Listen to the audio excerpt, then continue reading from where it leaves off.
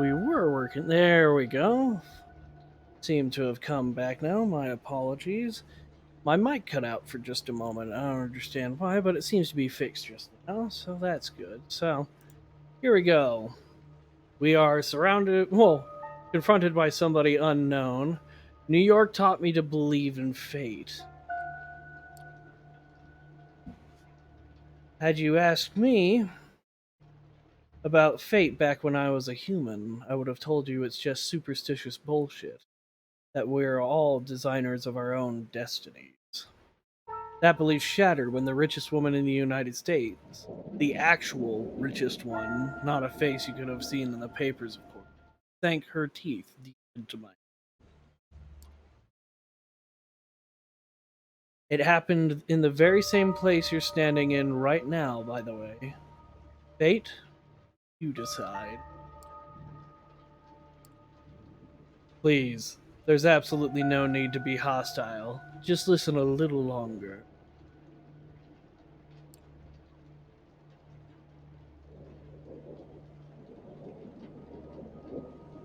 See, my mistake was that I flew too close to the sun. It makes sense that my punishment was to never see its glow again. I was incandescent myself. I was hot shit. I had it all: money, looks, confidence, connections, men, women, a career, and a spark in my eye. The one you need to be born with. And that's when someone far more powerful than me saw my radiance and thought, that won't do.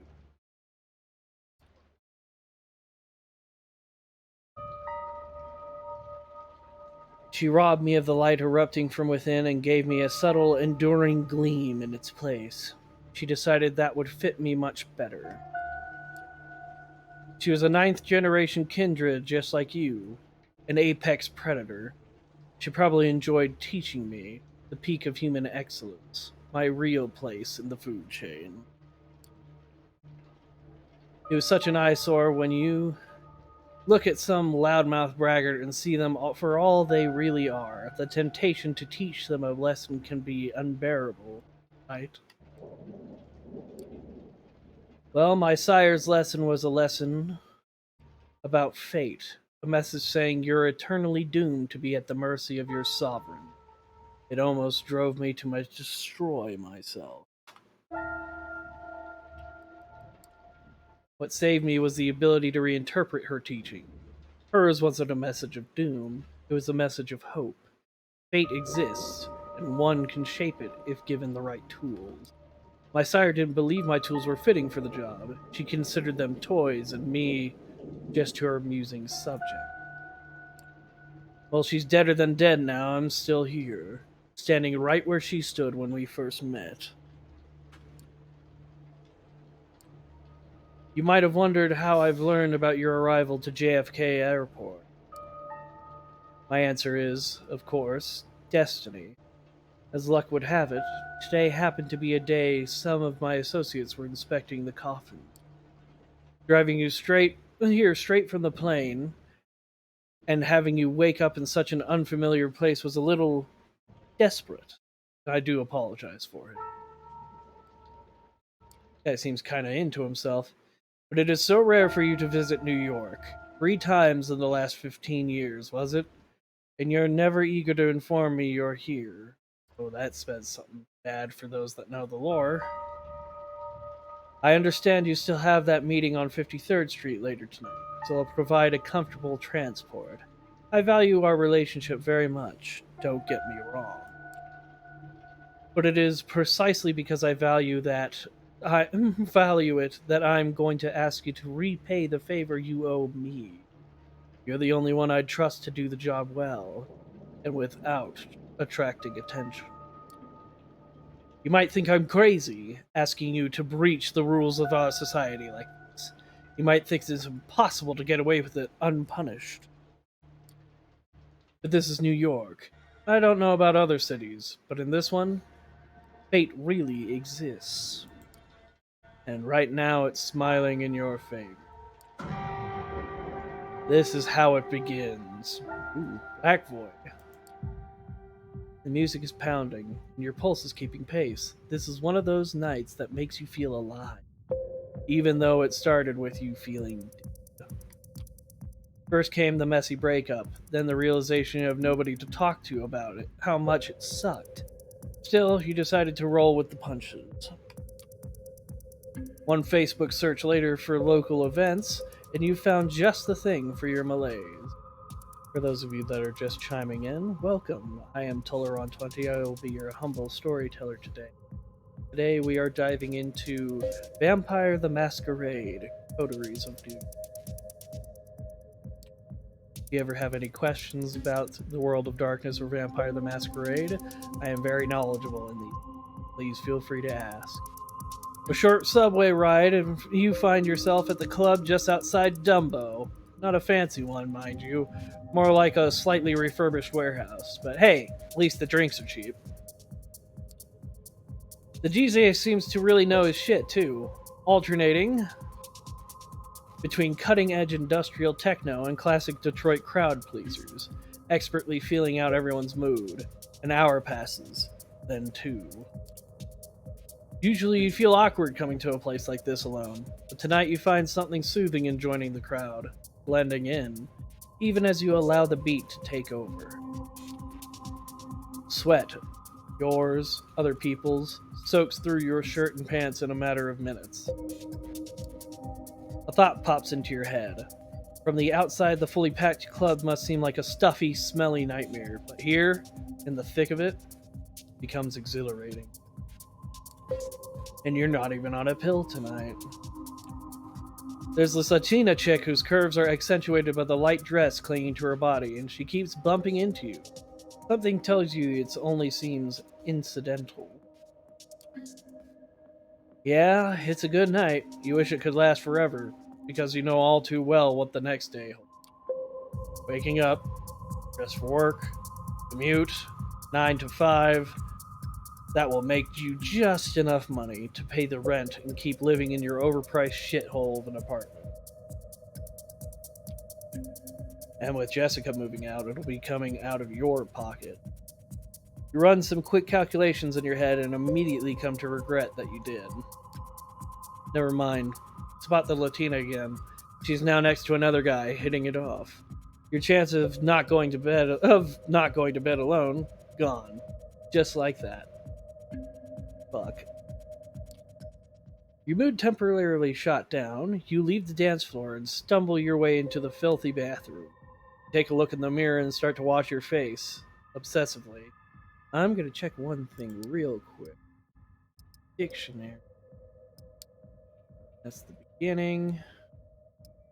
Here we go, let's go settings. Let's make the text size smaller, see if I can have it look a little bit more proper. See if I don't have to scroll up and down all the time. Over and over again, washing your face.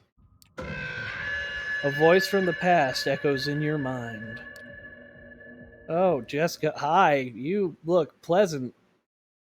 Citizen Slayer, sure. Interesting.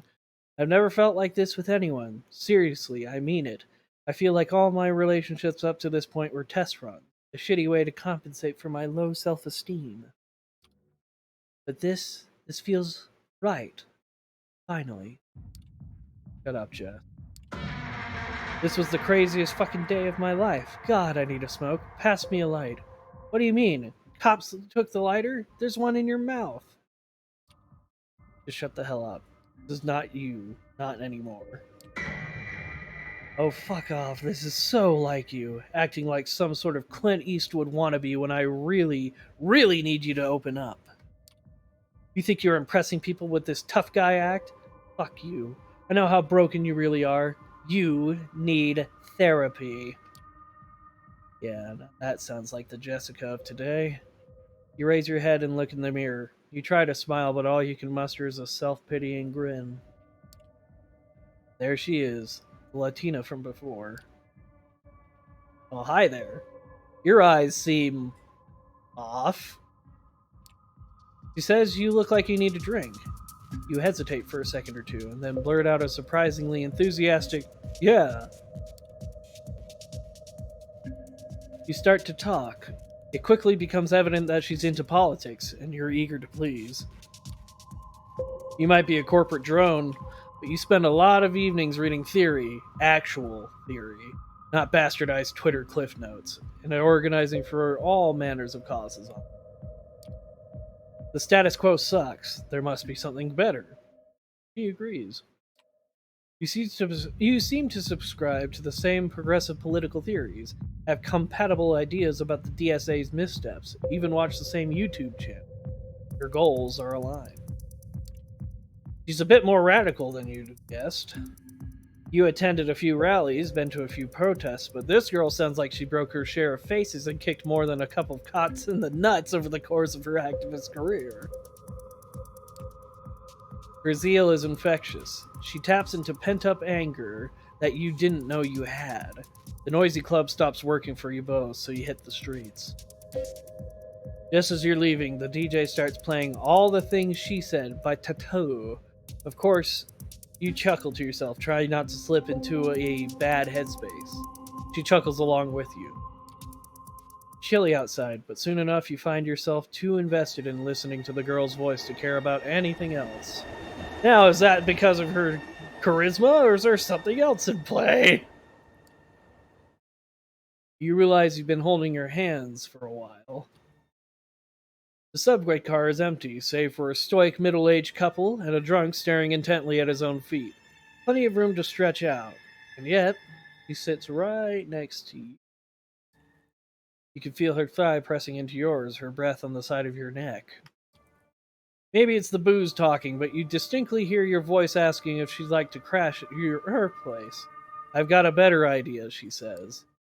At this point, you're down for anything as long as it lets you spend just a few more minutes with her.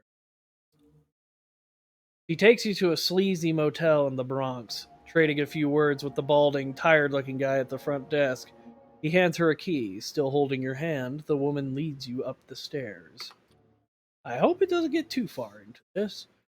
The room you end up in is almost comically stereotypical. Look at the smoke at the top! Does anybody clean this room? Good lord. I'm gonna have to complain to management.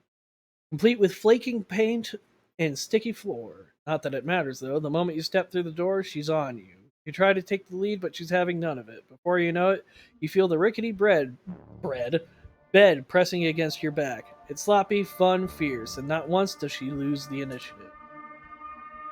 Your hands reach under her shirt. Strange. Didn't feel like it was cold outside, but now her skin feels eerily cool. As if sensing your confusion, she slaps your hands off of her. She kisses your neck, and you are overwhelmed by the sensation. Darkness.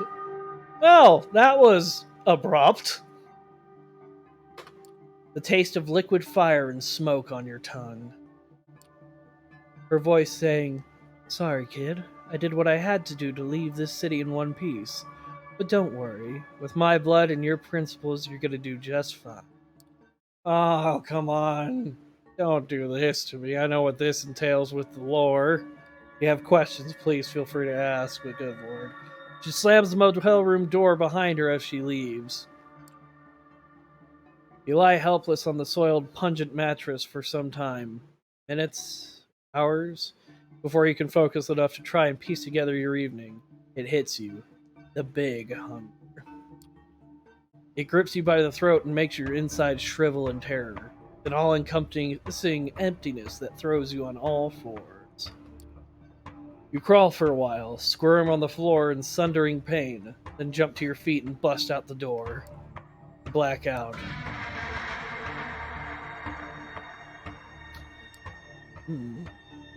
This isn't the room you saw when you last closed your eyes. Oh, goody. Those guitar screeches are very good for putting you in a disorientated mood. Somebody curses at you, a small, naked, buff dude holding a short leather whip. Wow, what a goofy motherfucker. He throws a punch. He yells out several slurs. Oh, that's fun. He hits you in the jaw. You black out again. The guy isn't moving anymore. There's blood on his neck. There's blood on his arms. There's blood on the floor. There's blood everywhere. Wow, whoever did this was one sick puppy. You realize you're sitting on top of the corpse. Oh, that's fun. Goody! You hear a whimper. Someone else is there. A woman. Her arms are tied to the bed frame, an eye mask over her face, red marks on her back. This time you see it again. You want to stop, but you can't. He almost manages to get a scream out, but it dies in her throat as you bite into the side of the neck. Drink. Blood. You're drinking blood.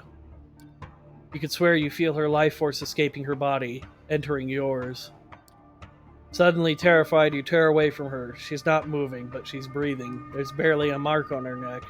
The guy on the floor, though.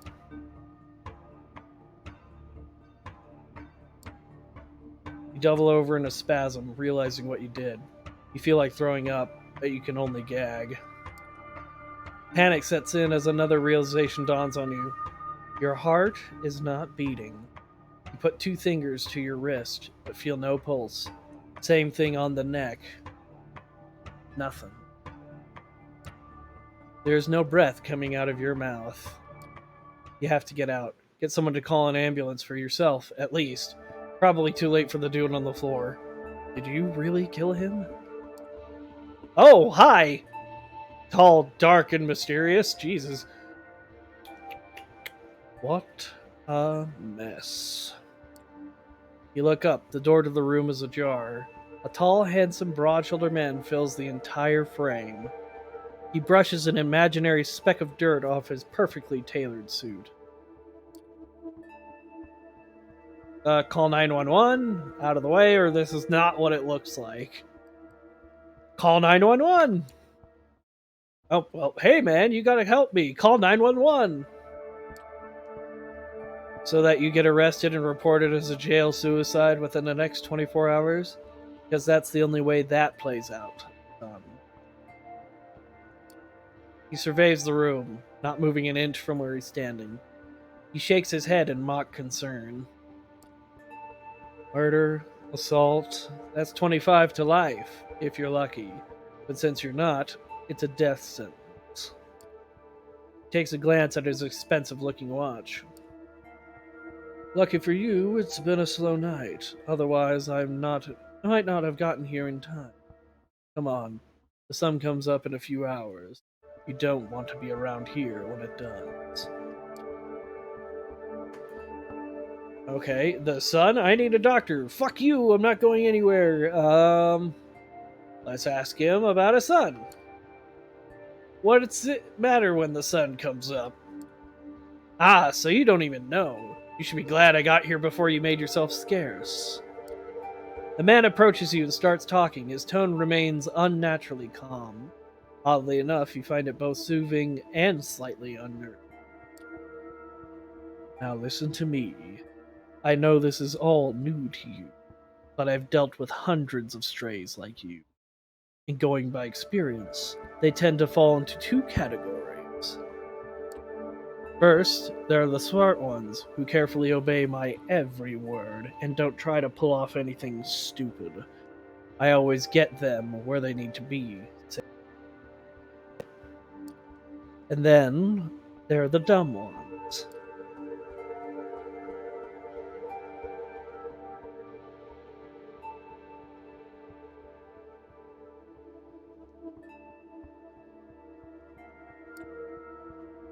None of them got their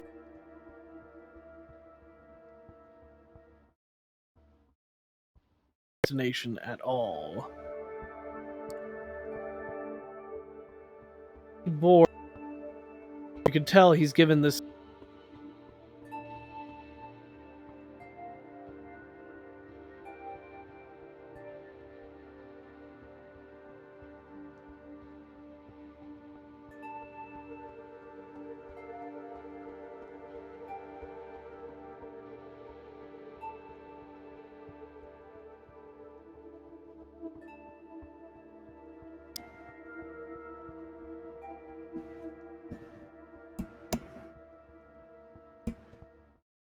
See if that helps a little bit. Alright, where were we? Right. His voice becomes slightly bored and monotone. You can tell he's given this speech before, likely a dozen times. You see, while I generally consider myself pretty smart, I'm also a Mets fan. It's my one true weakness, one that inspired me to come up with a three-strike system when dealing with pups like you. Twice, well, I understand. Not all of us perform well in stressful situations. But cross me 3 times, and you're out. No excuses, no forgiveness, no mercy.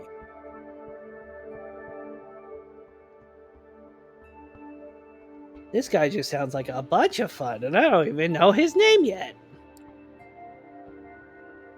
As he's talking, he slowly approaches you, adding a bit of a theatrical swagger to his walk. Eventually, he leans in, deliberately invading your personal space. You realize it's a test. He's daring you to do something about it.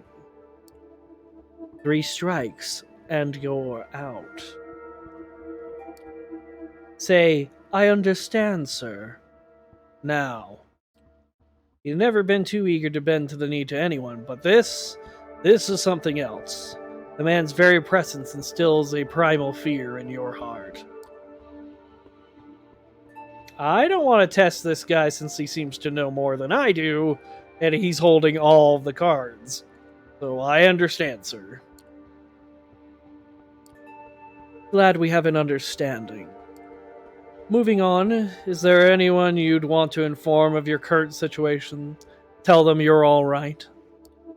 He flashes his fangs briefly, and for some reason the sight sends a chill down your spine. There is something very wrong about him. Someone closest to you? My ex-girlfriend. Jessica, my ex-girlfriend. She kinda hates my guts, but yeah, I suppose it would be her. The stranger gives you a puzzled look and decides to prod further. The closest person in your life hates your guts? This time, something resembling a look of pity, he turns his eyes to the corpse on the floor. When it rains, it pours, I suppose. Well, if you'd like to ruin her day and let her know you're alright, give me her phone number. I'll have someone take care of it. Discreetly, of course. You hand him your smartphone so he can copy the number from your lists of contacts. Thank you. This will be useful in illustrating my next point. Instead of giving you back your phone, the man hides it in his pocket. Yep, okay. From this point on, you are subject to different laws than the ones you grew up under, and you'll be watched by many eyes to ensure these laws are respected. You are forbidden from letting anyone know you're still alive. You are forbidden from showing your face anywhere they know you. If anyone comes looking for you, it's over for both you and them. He interrupts his monotone recitation and stares deep into your eyes. So unless you want your girlfriend to end up at the bottom of the Hudson, I'd suggest you cooperate. This guy's just a bunch of fun. He proudly displays his fangs again. You've put Jess in danger. God.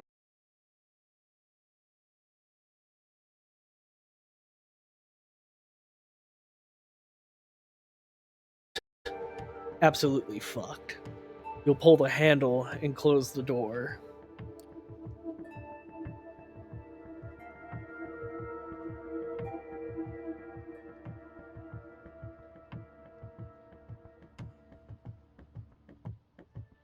Man leads you downstairs. You contemplate signaling the bald guy at the front desk, but he's too busy watching some 90s action flick on a small, ancient-looking TV.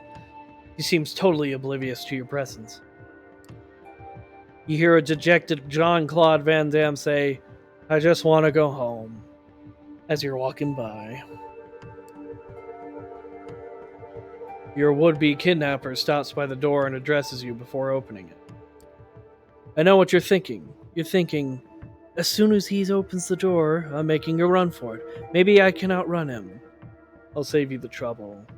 You can't. You can either get inside my car, and I'll get you to where you need to be, or you can try something stupid that you'll regret later. Do I make myself clear as day? Day. He opens the door and gestures to a black Cadillac Escalade parked right outside the building. After you. I'm gonna go inside the car. I know what this dude's all about. Following the instructor's instructions, you make your way to the car and get in the back seat.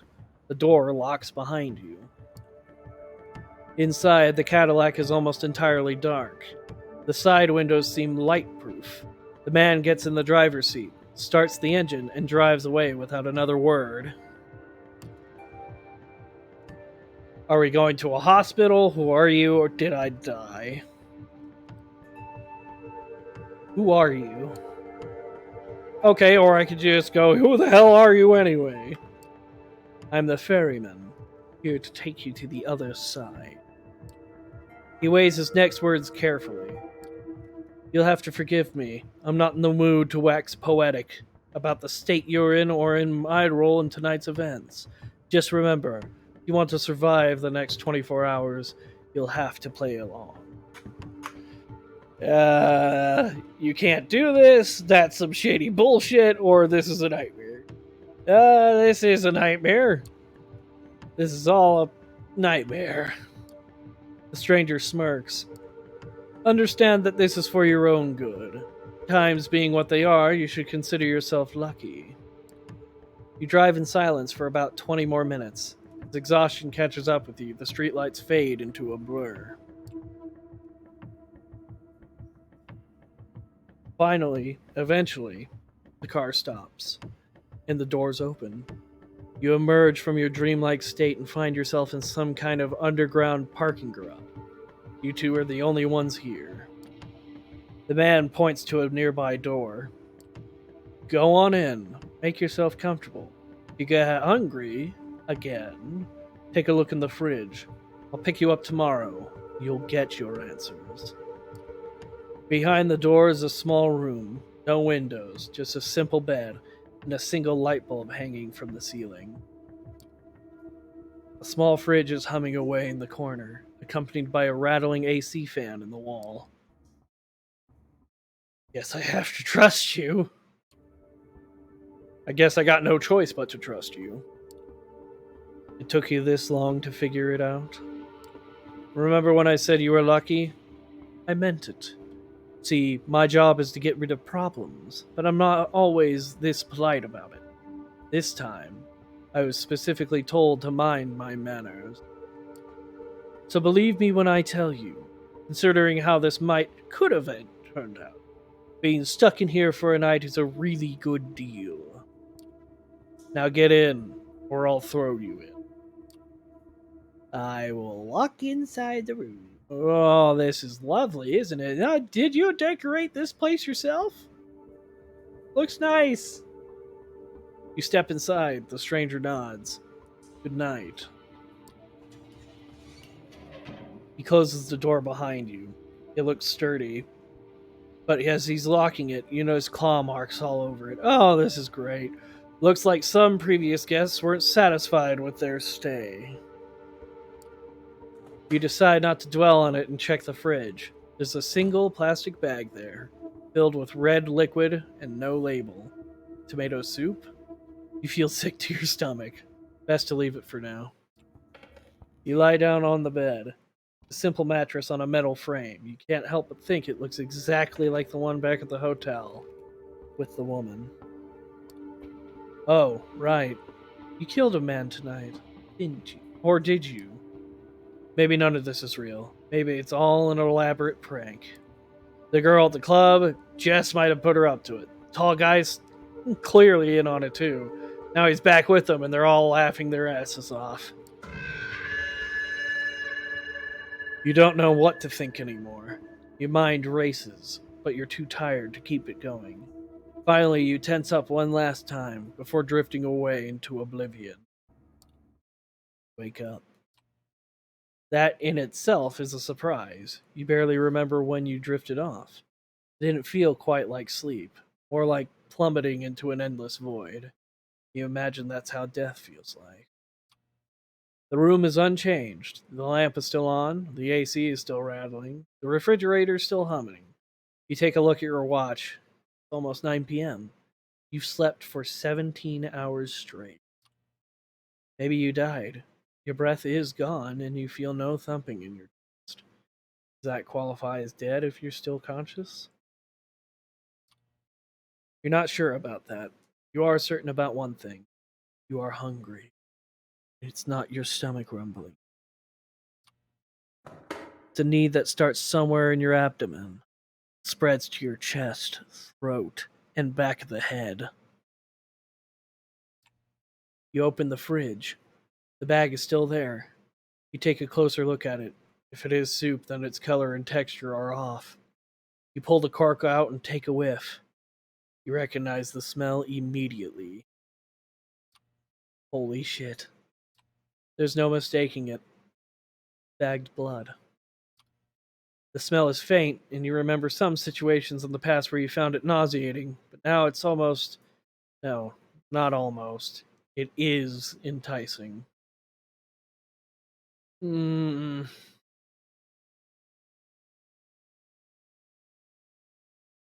Best not to play with fate. Let's drink the blood. It feels wrong, but right now, there's barely anything in your life that doesn't. Hell with it. You pour a bit of the liquid in your mouth. It tastes bland, reminds you of cheap supermarket juice. Just enough flavor to register as what it claims to be on the box, but nothing like the real thing. Nothing like what you had last time. You swallow it. Somehow you don't feel sick. In a weird, messed up way, you can't help but think it feels nourishing. You take a few more sips, and then just another one. Suck on the bag a little more. Eventually, you find that you've emptied it entirely. All, you look at the info pressed onto the side of the bag. 450 milliliters of it. A lot of blood. Even with its blandness, you still feel like having more. You realize your body longs for that intoxicating high you felt when an image of that corpse crosses your mind, causing.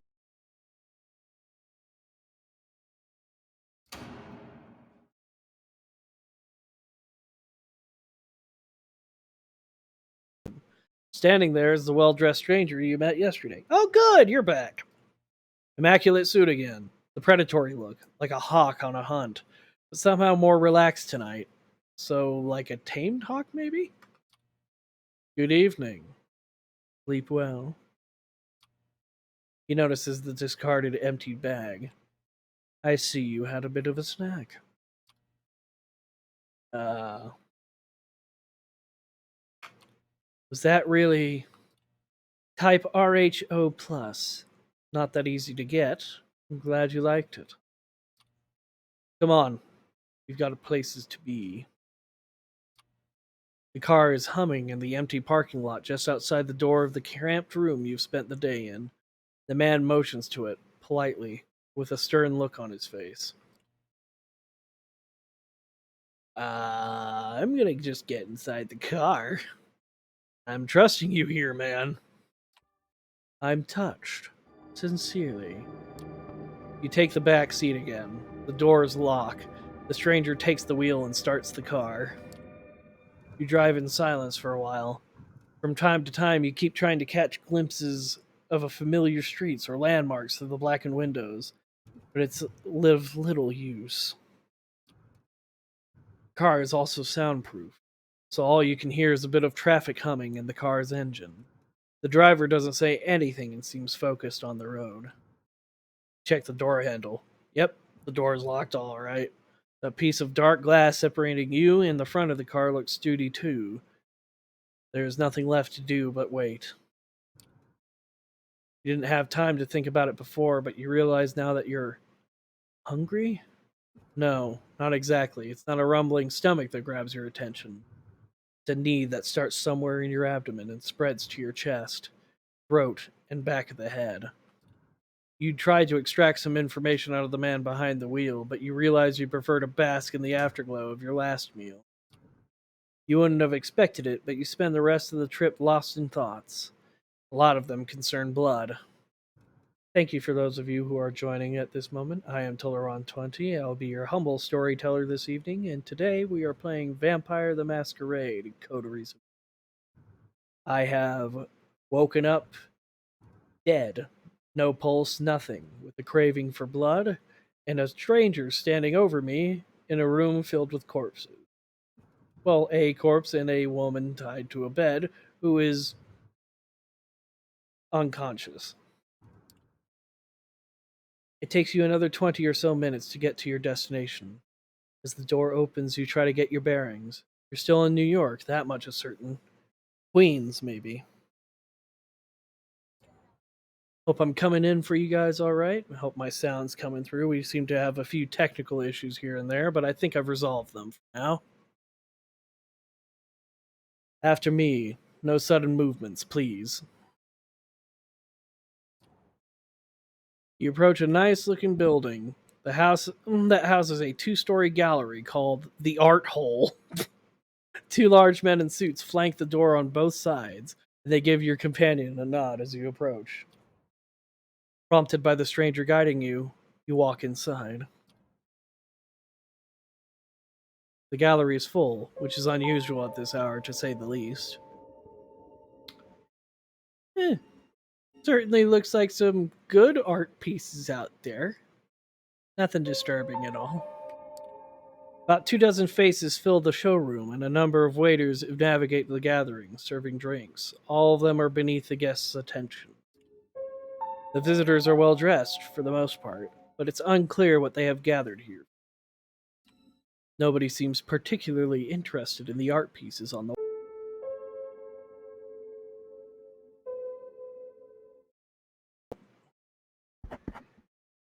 Hold on.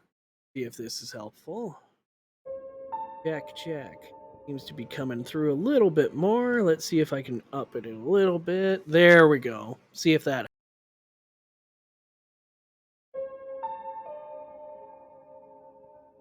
happening. Hello? Maybe I should just keep that down for right. One moment. Let's see. Check. Is this better? Worse? Let's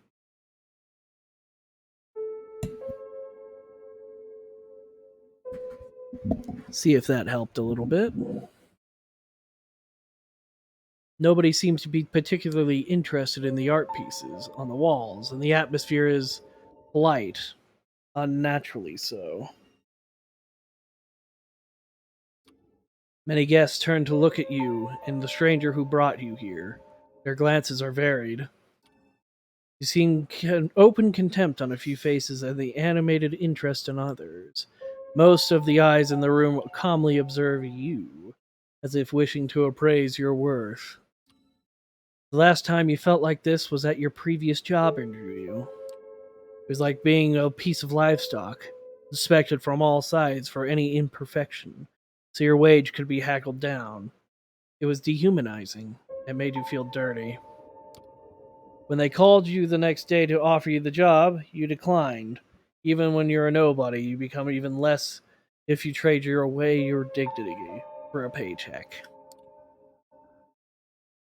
The memory makes you feel warmer inside even now, although the state of your bank account never did.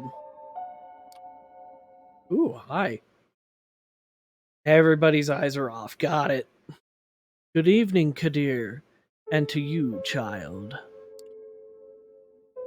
The noble, cold voice takes you out of your head and back to the situation at hand. The gallery, the crowd of strangers, you being brought here against your will. For what purpose? The room awaits your response. Good evening, miss. You are addressing the Prince of New York City, Helen Helene Panhard, child of Michaela. Thank you, my sheriff, but I am capable of introducing myself. She is somewhat plain looking, and doesn't seem to possess a great deal of charm. But still, the entire room is intently listening to her voice. She has influence over these people, that much is clear. You may address me as Prince, child. I realize your introduction into unlife was abrupt, and I understand your sire left shortly after. The rules of our society dictate I punish you for both this punish you both for this transgression. A murmur of agreement, maybe, can be heard from the gathered audience. But I am willing to listen to what our loyal sheriff has to say about the circumstances of your embrace first. I don't understand. I think it shall all become clear momentarily. You were pushed headfirst into a world you have not realized the existence of, but before you can partake in it, there needs to be a trial. You are about to be judged by the court of New York City. Kadir, please tell us how you found this fledgling and what happened on the way here. Court? Prince? Is this some kind of secret society make-believe? A trusted informant who has chosen to remain anonymous at this time tipped me off about a suspicious kindred appearing in one of our domains. Upon investigating, I found them gone. This fledgling remained in their place. The hunger made him savage, a prostitute and his client in a Bronx brothel belonging to one of the ministry. I have already spoken to Sansaric about this and made sure it'll blow over. Regarding the fledgling himself, surprisingly enough, he offered little resistance last night and cooperated on our way to the safe house. I was pleased to not have to force his compliance. We had a quick chat, but wishing to appear here post haste, I urged him to join me, which he did without struggle. Again, a pleasant departure from my usual routine. That's right, I'm a good guy. His thirst partially slaked with the bagged blood we kept in the safe house, we had a pleasant enough drive here. The story ends with us arriving at Elysium tonight. All eyes are on you again. You take a special interest in one of the faces. The beautiful woman with curly, almost blood-red hair and a dress to match. You see her whispering to some bespectacled man with an absent-minded look on his face. Who is she, you wonder? Uh, Prince Panhard. Thank you, Kadir. I take note of this fledgling's behavior and will take it into consideration later.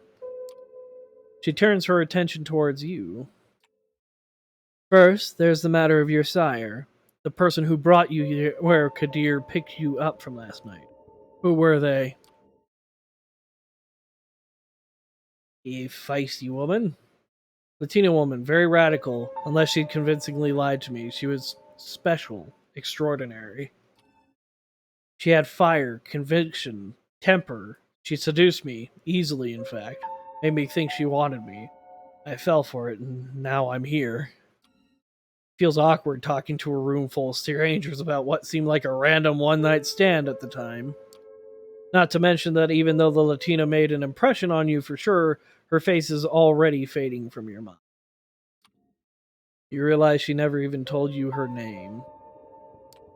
She had power over you. Well, Kadir, does that sound familiar? No, it does not. Or at least not familiar enough. I will continue the search after we're done here. The receptionist she spoke to may know her. She rented our room at the motel. Talked to the receptionist. He might know something about her. Unlikely, but regardless, thank you for that observation. I will investigate this later. What shall I do with the fledgling, my prince? What is your recommendation, my sheriff? The traditions are clear. Thou shalt only sire another with the permission of thine elder.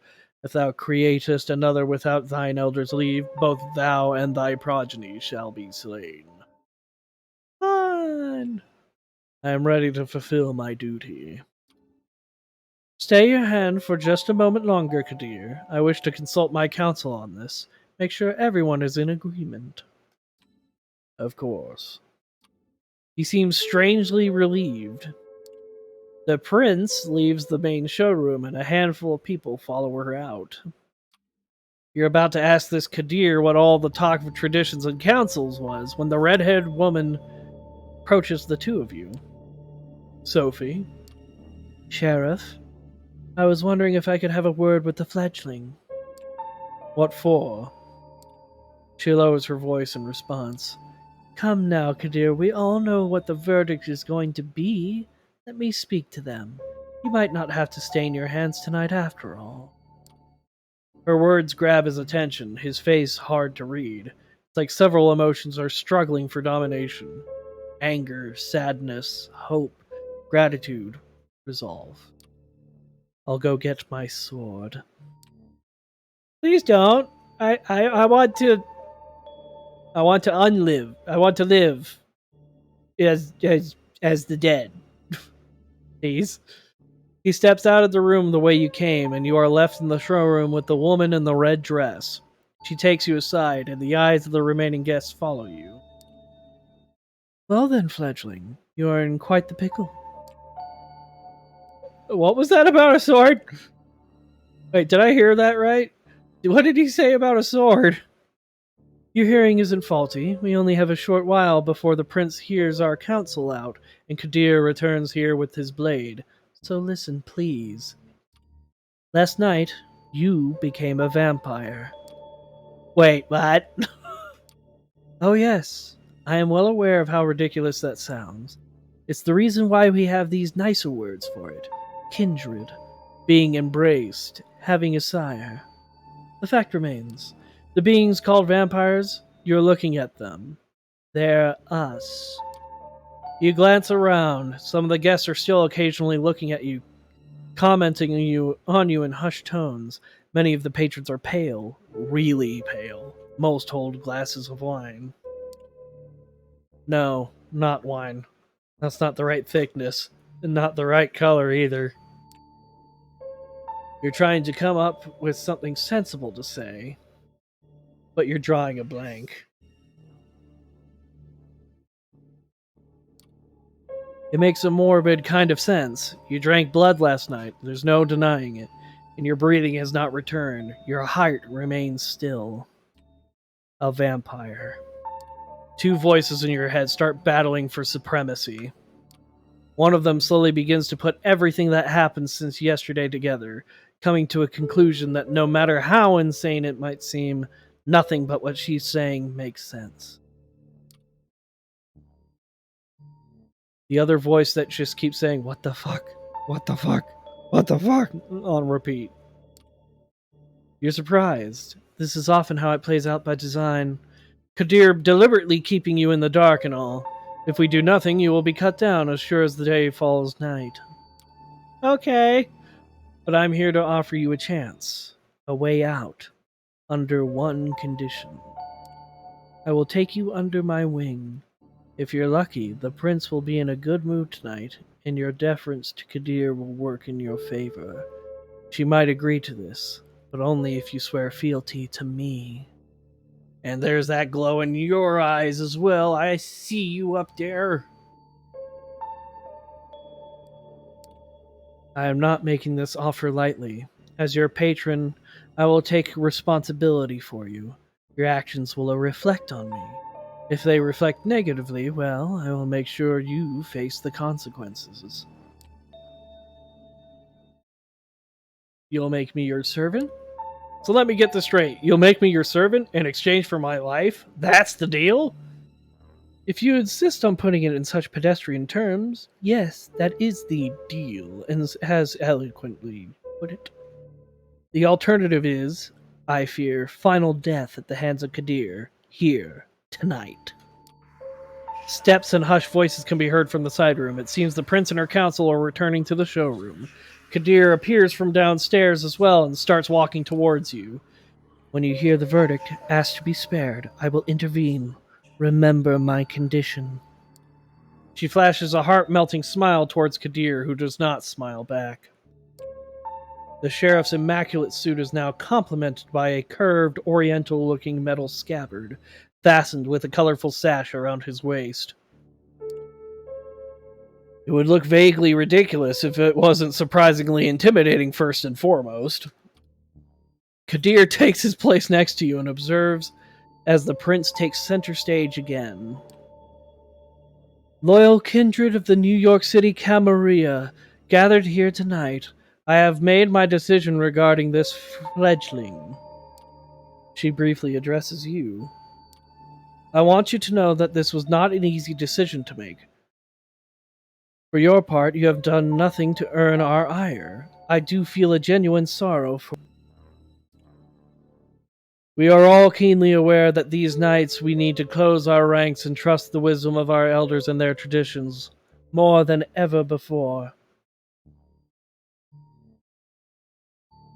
Just checking the stream. There is no place for tolerating dissent when our very existence is under constant threat. Although I acknowledge some of my council's divergent opinions on this. She takes a look specifically at one of the people who left the room before, a rather plainly dressed, shy-looking man, whose skin has a somewhat healthier tone. He bows his head in deference.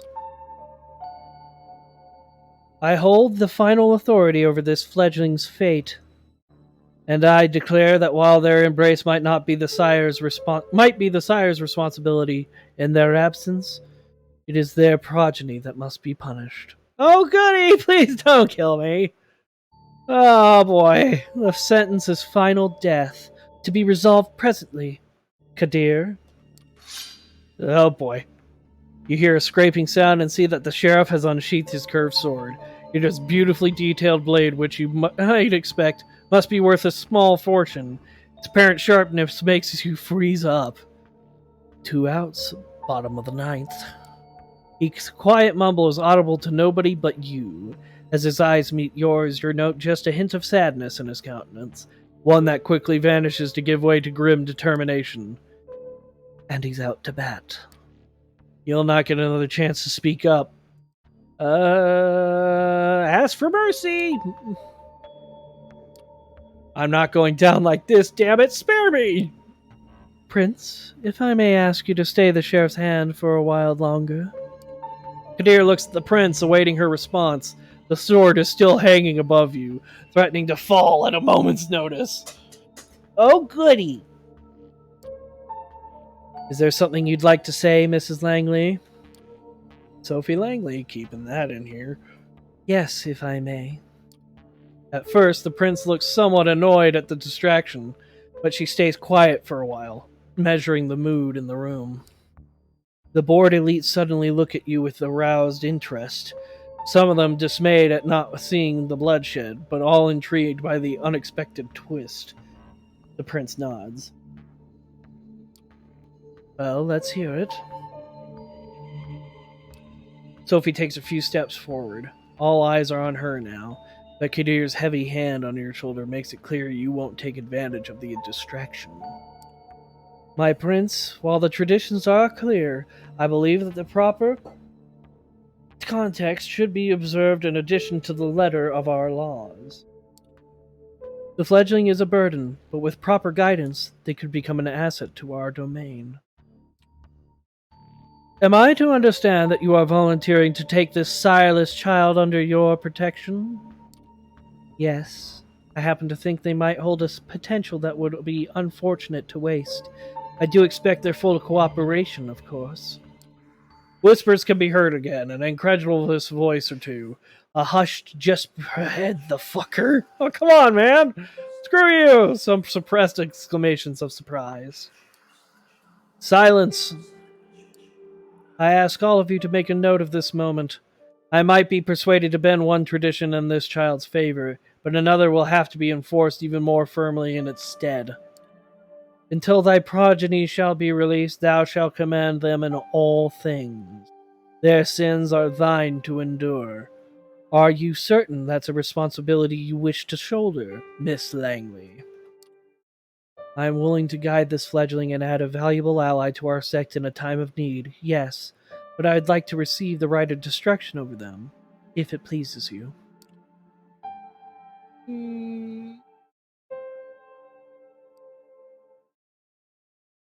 Give me a chance to prove myself. I'm worth keeping alive, Prince. Give me a chance to prove myself. That remains to be seen. I do take notice of your tenacity. Hey, that's something. See that it doesn't become a burden. I shall grant what you ask. Let it be known, Sophie Langley of the Clan of the Rose will become this fledgling's patron. They shall be considered like sire and child. Alright, I know exactly what Clan of the Rose is, and I will tell you in just a minute.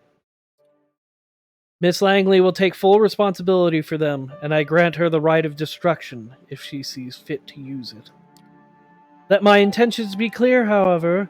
If I am to turn a blind eye to one of our most important traditions on this occasion, I expect it to be beneficial to the Camarilla. Substantially so. I hope you find this verdict satisfactory, Mrs. Langley. Of course, Prince. Thank you. Very well. She turns to you. What is your name, child? Toluron. Toluron, Prince. She nods. Welcome to the Camarilla, Toluron. Alright, now we're just stuck with a Toreador. Okay.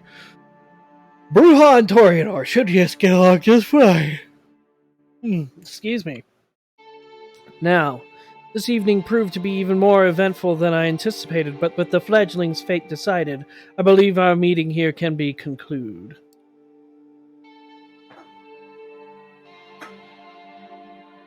Thank you to all for appearing on such short notice. Give my regards to those who couldn't make it. Kadir, a motivator for your time before I let you return to your duties. Of course, Prince. He shoots you a side glance that doesn't leave much space for interpretation. You will be watched, you will be judged, and if need be, you will be punished. The two of them leave the gallery.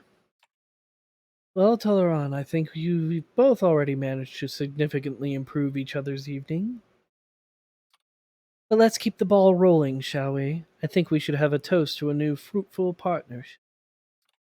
She raises her hand at one of the well-dressed concierges who have now reappeared in the showroom to refill the guests' glasses. The conveniently handsome man approaches with a carafe of red liquid. He pours it into two tall glasses. It's blood again. That much is clear. You're in two minds about drinking it, but the memory of last night's hunger makes you wince. You take a tentative sip. You expected the same blandness you tasted a few hours ago, but this one can actually savor. It's smoky and warm, making you think of a cozy cabin in the woods. It does strike you as a strange image for your mind to jump to when drinking human blood, but it is what it is. You've never tasted anything like it. Do you like it? I think NYC caterers have very bourgeoisie ideas about what good blood should take like. Apologies, you must have so many questions.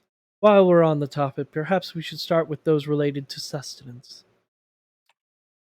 How much do I have to drink? I feel this hunger constantly. How much do I have to drink to make it go away? The sad reality is, it will never go away. No matter how much you drink, it will always be tempted to have more. Unless you consume someone wholly to the last drop, paying for temporary relief with their life. But that is a one-way road to losing your humanity. Best start by just taking a single sip from a vessel. Be prudent. Hot, fresh blood will be more satiating than most anything they serve in a fancy glass, but it can make you more voracious. As to how much you should have, depends. If you're frugal, you can survive many nights without a single drink, but it's risky, and you will tempt the beast that is part of our curse. Tomorrow I shall take you hunting, and we will explore this topic further. The blood you're having tonight should be enough to keep you happy for now. You mentioned a beast? That beast you mentioned, is that a metaphor or...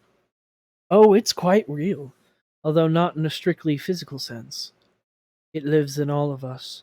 Our nature and hunger manifest. Those more religious amongst us connect it to the biblical Cain, the rage of the first murderer cursed by God, seething in all of his descendants. I, however, am a child of the Enlightenment. Not that it makes my struggle any easier. I have to be wary like every other kindred in this city and beyond. Individual kindred each have a unique relationship to their beast. What yours is going to be remains to be seen. Well, I keep getting a bunch of dictionary updates, so I should probably look at those. But you do need to keep it under control. Each outburst endangers not just you, but also the masquerade. Ah, hail to you, my friend. Welcome to the stream. I am your humble storyteller, Toluron 20, and tonight we are playing Vampire the Masquerade, Coteries of New York. My character, who has been just embraced within the last few hours, well, yesterday, I should say, and my sire left me. So I was picked up by the sheriff of the Camarilla, who has brought me before the Prince of New York, and I was sentenced to die until one person stood up for me, Sophie Langley. And it appears she is Toreador. We'll read through the rest of these dictionaries later. But I'm glad to have you on the stream, my friend. Please stay a while and listen. And if there's any technical issues or voice problems, please let me know.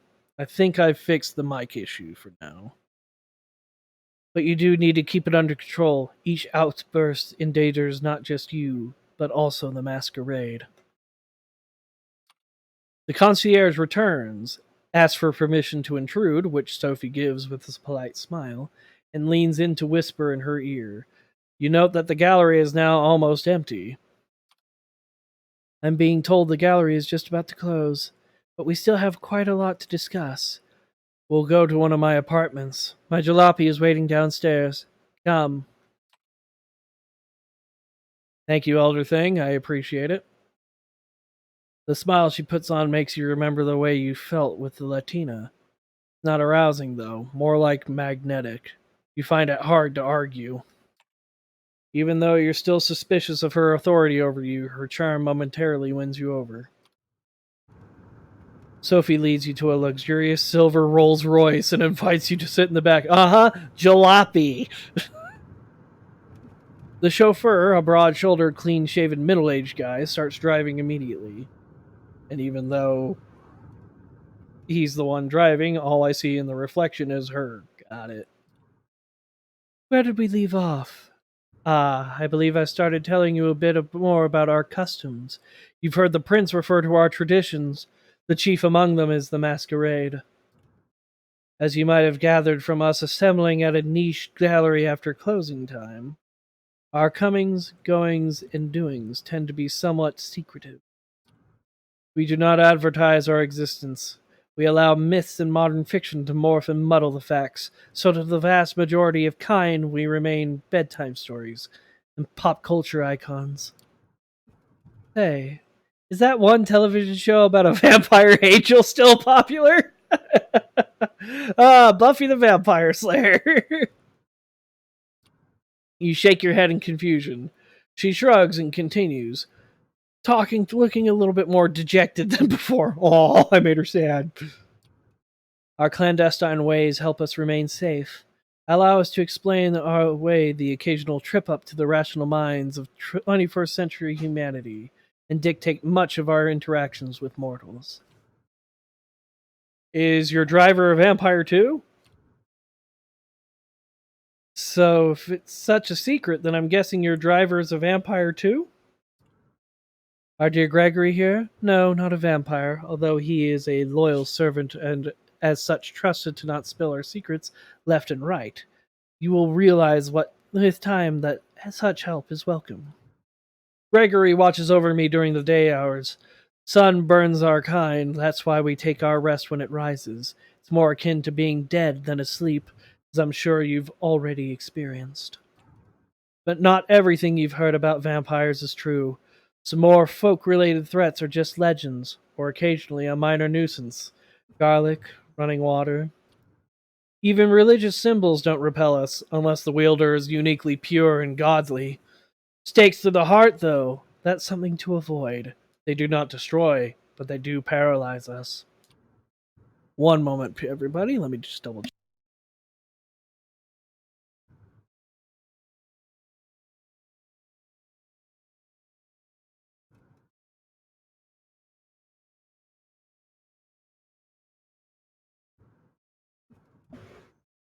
All right, I am back. Thank you all. Well, that's just another reason to have somebody like trusty old Gregory making sure you're safe when you drift away. We have many enemies, and they often know their advantage lies with the daylight. Do vampires watch each other's back, or so it's good to keep human friends? Or the masquerade sounds like bullshit. Let me get this straight. It is forbidden to let humans know vampires exist, but it's okay to have human slaves who know for a fact who they serve.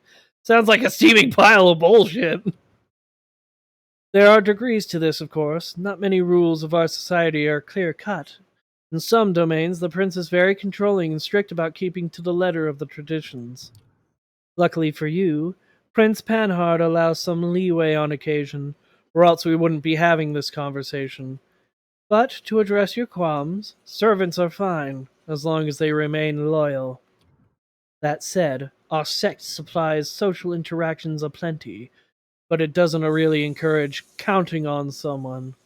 Support given in exchange for favors. Yes, that's more like it. Long-term solidarity does occur in the Camarilla, but we are a very politicized organization by necessity. Loyalty is to your sire, to your prince, and to the sect. If a servant, or mortal family member, or whoever else acts against the interests of any of these, their lives are forfeit, so they need to adhere to the masquerade as much as we do. She seems to be lost in thought and falls silent for a while, leaving you to ponder all the things you've learned tonight. It still feels absolutely unreal that as piece after piece of knowledge falls into place, the image becomes almost like an entirely logical jigsaw puzzle. Whatever you wouldn't believe on your own, you've witnessed. Many questions swarm your thoughts, but the one you keep returning to is what your place in this new reality should be. The car stops. You're in the city, in front of an old but well-renovated apartment building. Good Lord, thank you, skateboarder. Ow, my ears. For those of you that are watching, please feel free to chime in with any questions, concerns, or any tidbits or comments you have. I'm happy to hear all of them.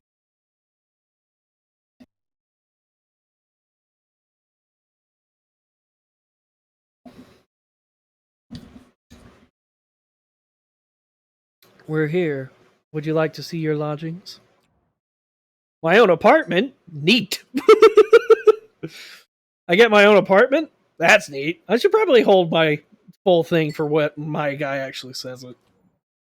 Consider it the first of many gifts that I'm able to grant in exchange for loyalty. Come upstairs. She leads you through a small hall with a night guard who greets Miss Langley with a good evening, and you take the stairs up to the second floor. Sophie opens the door to room 209.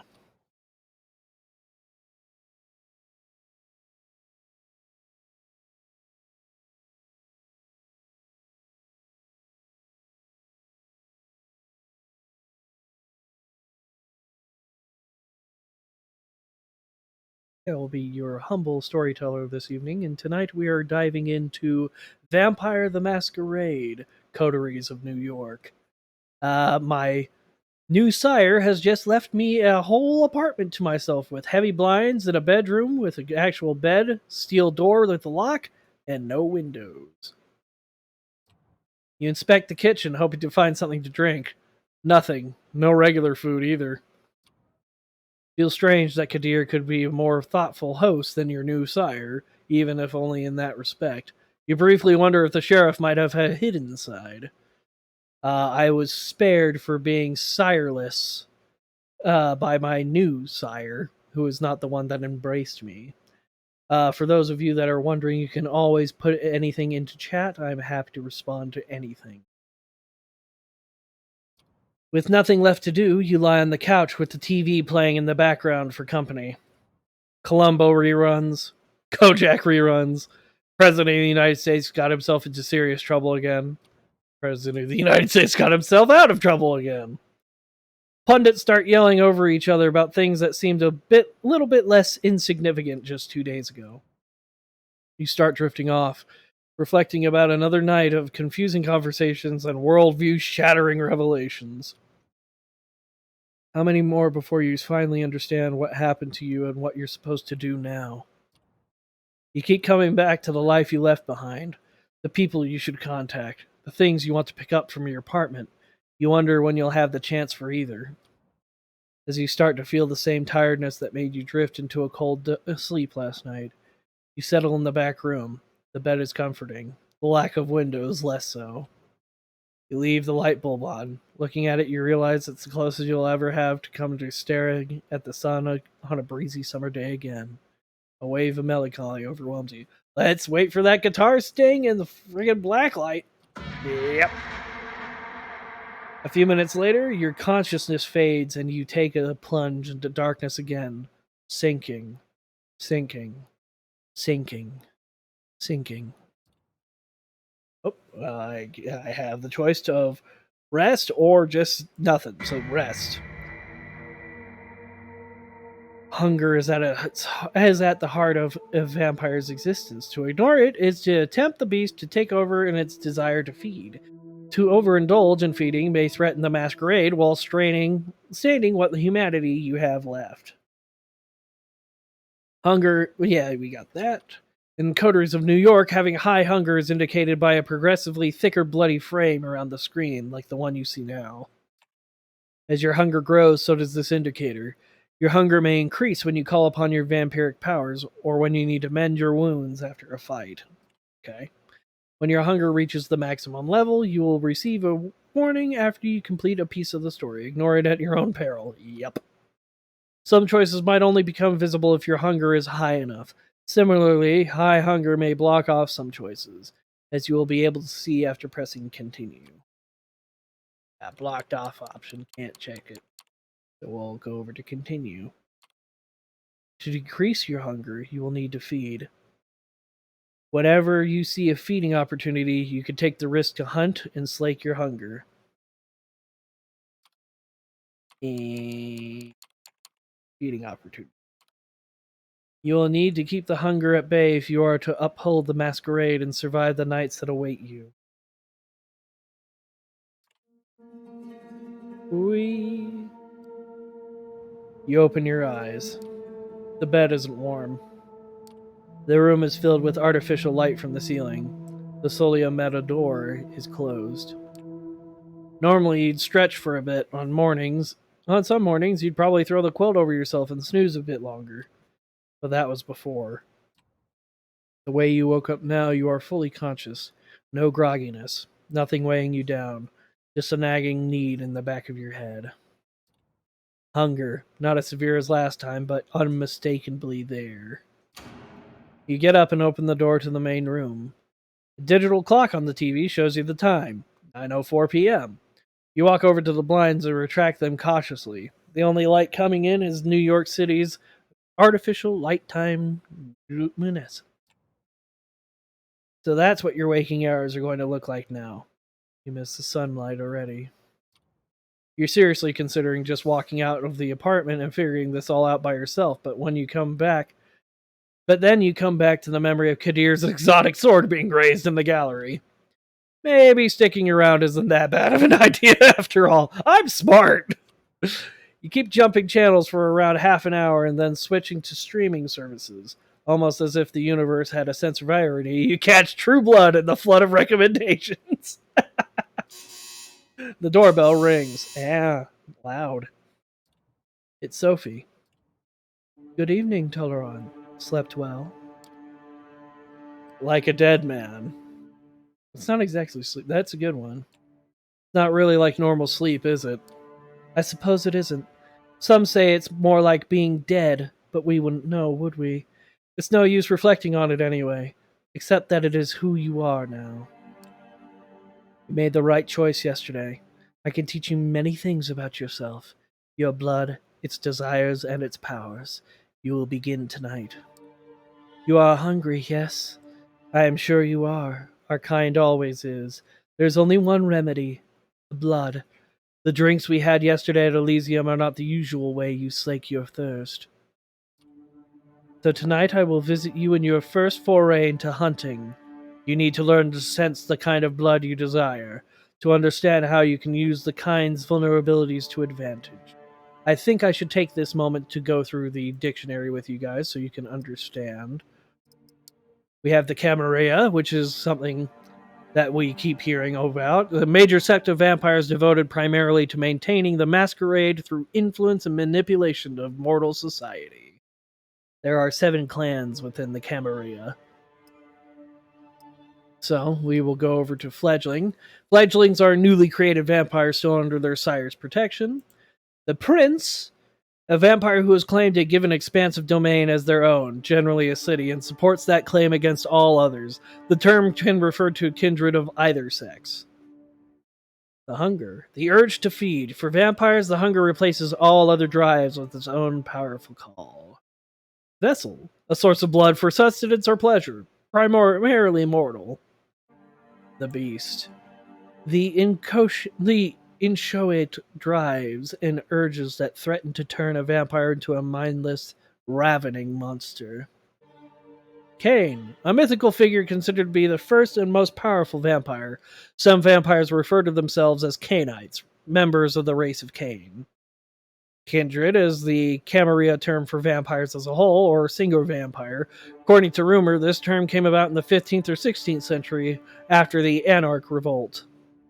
The Masquerade, the habit or tradition of hiding the existence of vampires from humanity, designed to protect vampires from destruction at the hands of mankind.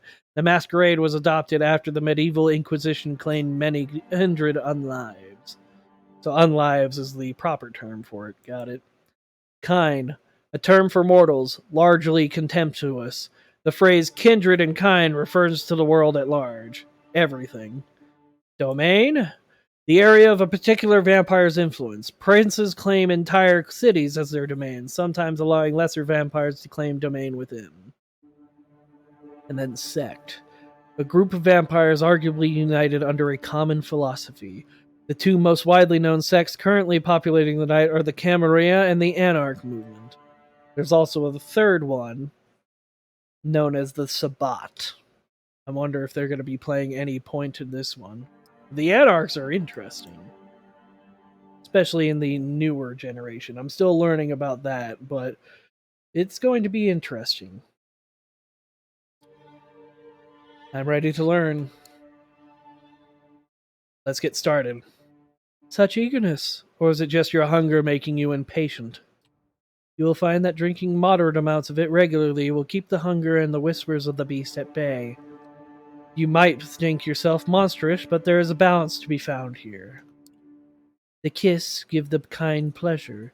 You might remember this from your own embrace.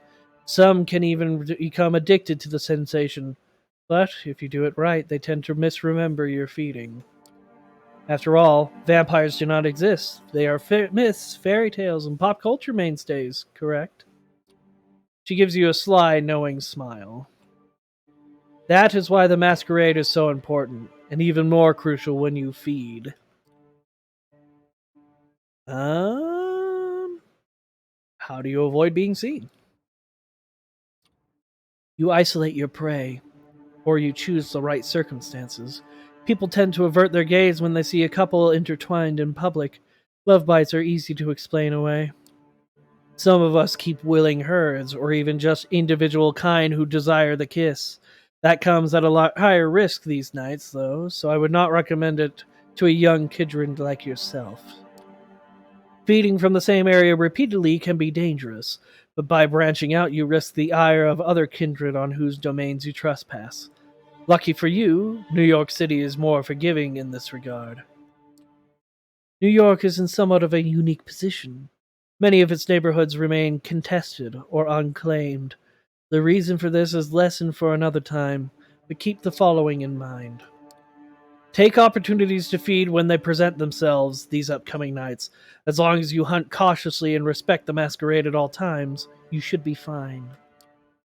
To wit, I want you to join me for a trip tonight. Come downstairs. Gregory is waiting for us. Gregory, what are you doing up there? You barely have the time. Have spread out over all the hall. Sophie strides confidently inside, produces an invitation from her purse that she flashes in front of a security guard. You follow close and are let through without issue. Let's start easy. A social setting like this one would usually prove quite challenging to an experienced kindred, but consider this evening a small gift from your patron. I'm hoping to procure you for a willing vessel. Just remember what I told you about taking small sips. This one I have a soft spot for. Don't damage her. Now let's see here. Ah, there he is. She notices somebody in the crowd, flashes a heart-melting smile, and suddenly, hi. Hello. We might have a little interrupter over here. Little Mochi. Hi. What are you doing? Are you messing with the stream? Or are you gonna come say hi? Come you.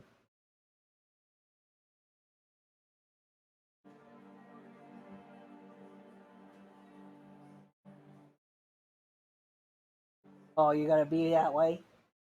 Come you.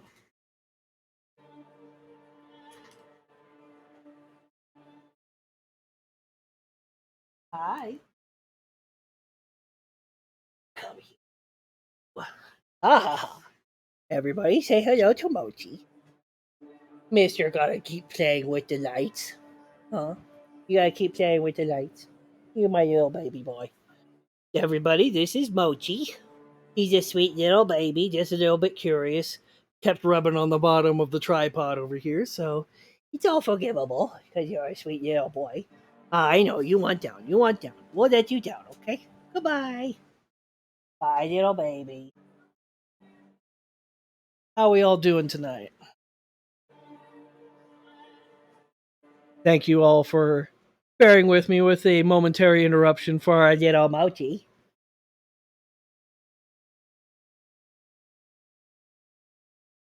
She notices somebody in the crowd, flashes a heart-melting smile, and suddenly even you feel drawn to her. Ah, I know what she's doing.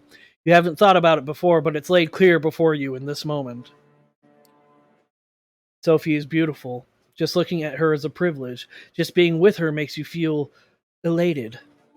Everybody in the crowd, but especially the man who's almost tripping over himself to reach her, clearly agrees. Edgar, I'm so happy to see you. How's your daughter? Is she with you? Oh, there she is. Julie, my girl. Come over, please. There's somebody I'd like you to meet. The young woman who walks across the hall can be more than 19 years old. Clear from her mismatched earrings and partially faded purple hair dye that she doesn't fit in with this crowd. You're gonna say out the next step. If you're with Sophie, then I guess you're I mean that you know. She knows, Mochi. She seems to know what's going on, doesn't she, little baby? She puts her wrist to her lips and gives herself a theatrical nip, then looks to you, embarrassed, but also hopeful. What, are you into that sort of thing? She blushes, looking down at the floor, and nods. Could you, I mean, if you'd like, Miss Langley tells me I. She swallows hard, avoids your eyes. That I'd taste nice. Alright, well, I mean, willing, I have to take it. You take her forearm in your hand, and a quick look around confirms nobody's watching. Nobody's watching, Mochi. Mwah, mwah, mwah. Yes, I know. I know. And no security cameras cover this area. You bite down gently, and I let the Mochi run away. Run away, little baby. I bite down gently. It's surreal. She just given you her blood of her own volition. How is this possible? What about the masquerade? You need to ask Sophie. Your thoughts disappear amid the bliss. There's just the taste. Sweet, fresh, sanguine. You drink, and drink, and drink. No, stop, stop, stop! You tear away from the girl harder than you wanted. Still, the bite leaves just tiny punctures. Almost as if by instinct, you lick them clean. and the two holes become concealed just like that. Julie is now leaning on the wall, pale, wobbly on her feet, but happy. She lets out a dreamy sigh, opens her eyes, and a few tears fall onto her shirt. Tears of joy. Thank you. Please, can you walk me downstairs? Please? My dad, he doesn't know. Thinks it's a condition. Mrs. Langley told him so. She leans on you and requests you walk her over to the bench. She takes a seat and smiles at you. The crowd around Sophie disperses slowly. Looking at her now, only some residual awe hangs in the air. Yes, she's pretty, maybe even beautiful. Sure, but not your type. What came over you before? You walk over to her. Edgar, dear, it was pleasant talking to you, but we need to get going. Give Julie my best wishes. Come with, Toluron. Gregory is waiting for you out front. It's only in the car that Sophie addresses you. I could tell from your look that you took the opportunity. Good for you. That girl's exquisite, don't you think? You wouldn't tell by her demeanor, but she has so much passion. It brings out a unique bouquet in her blood.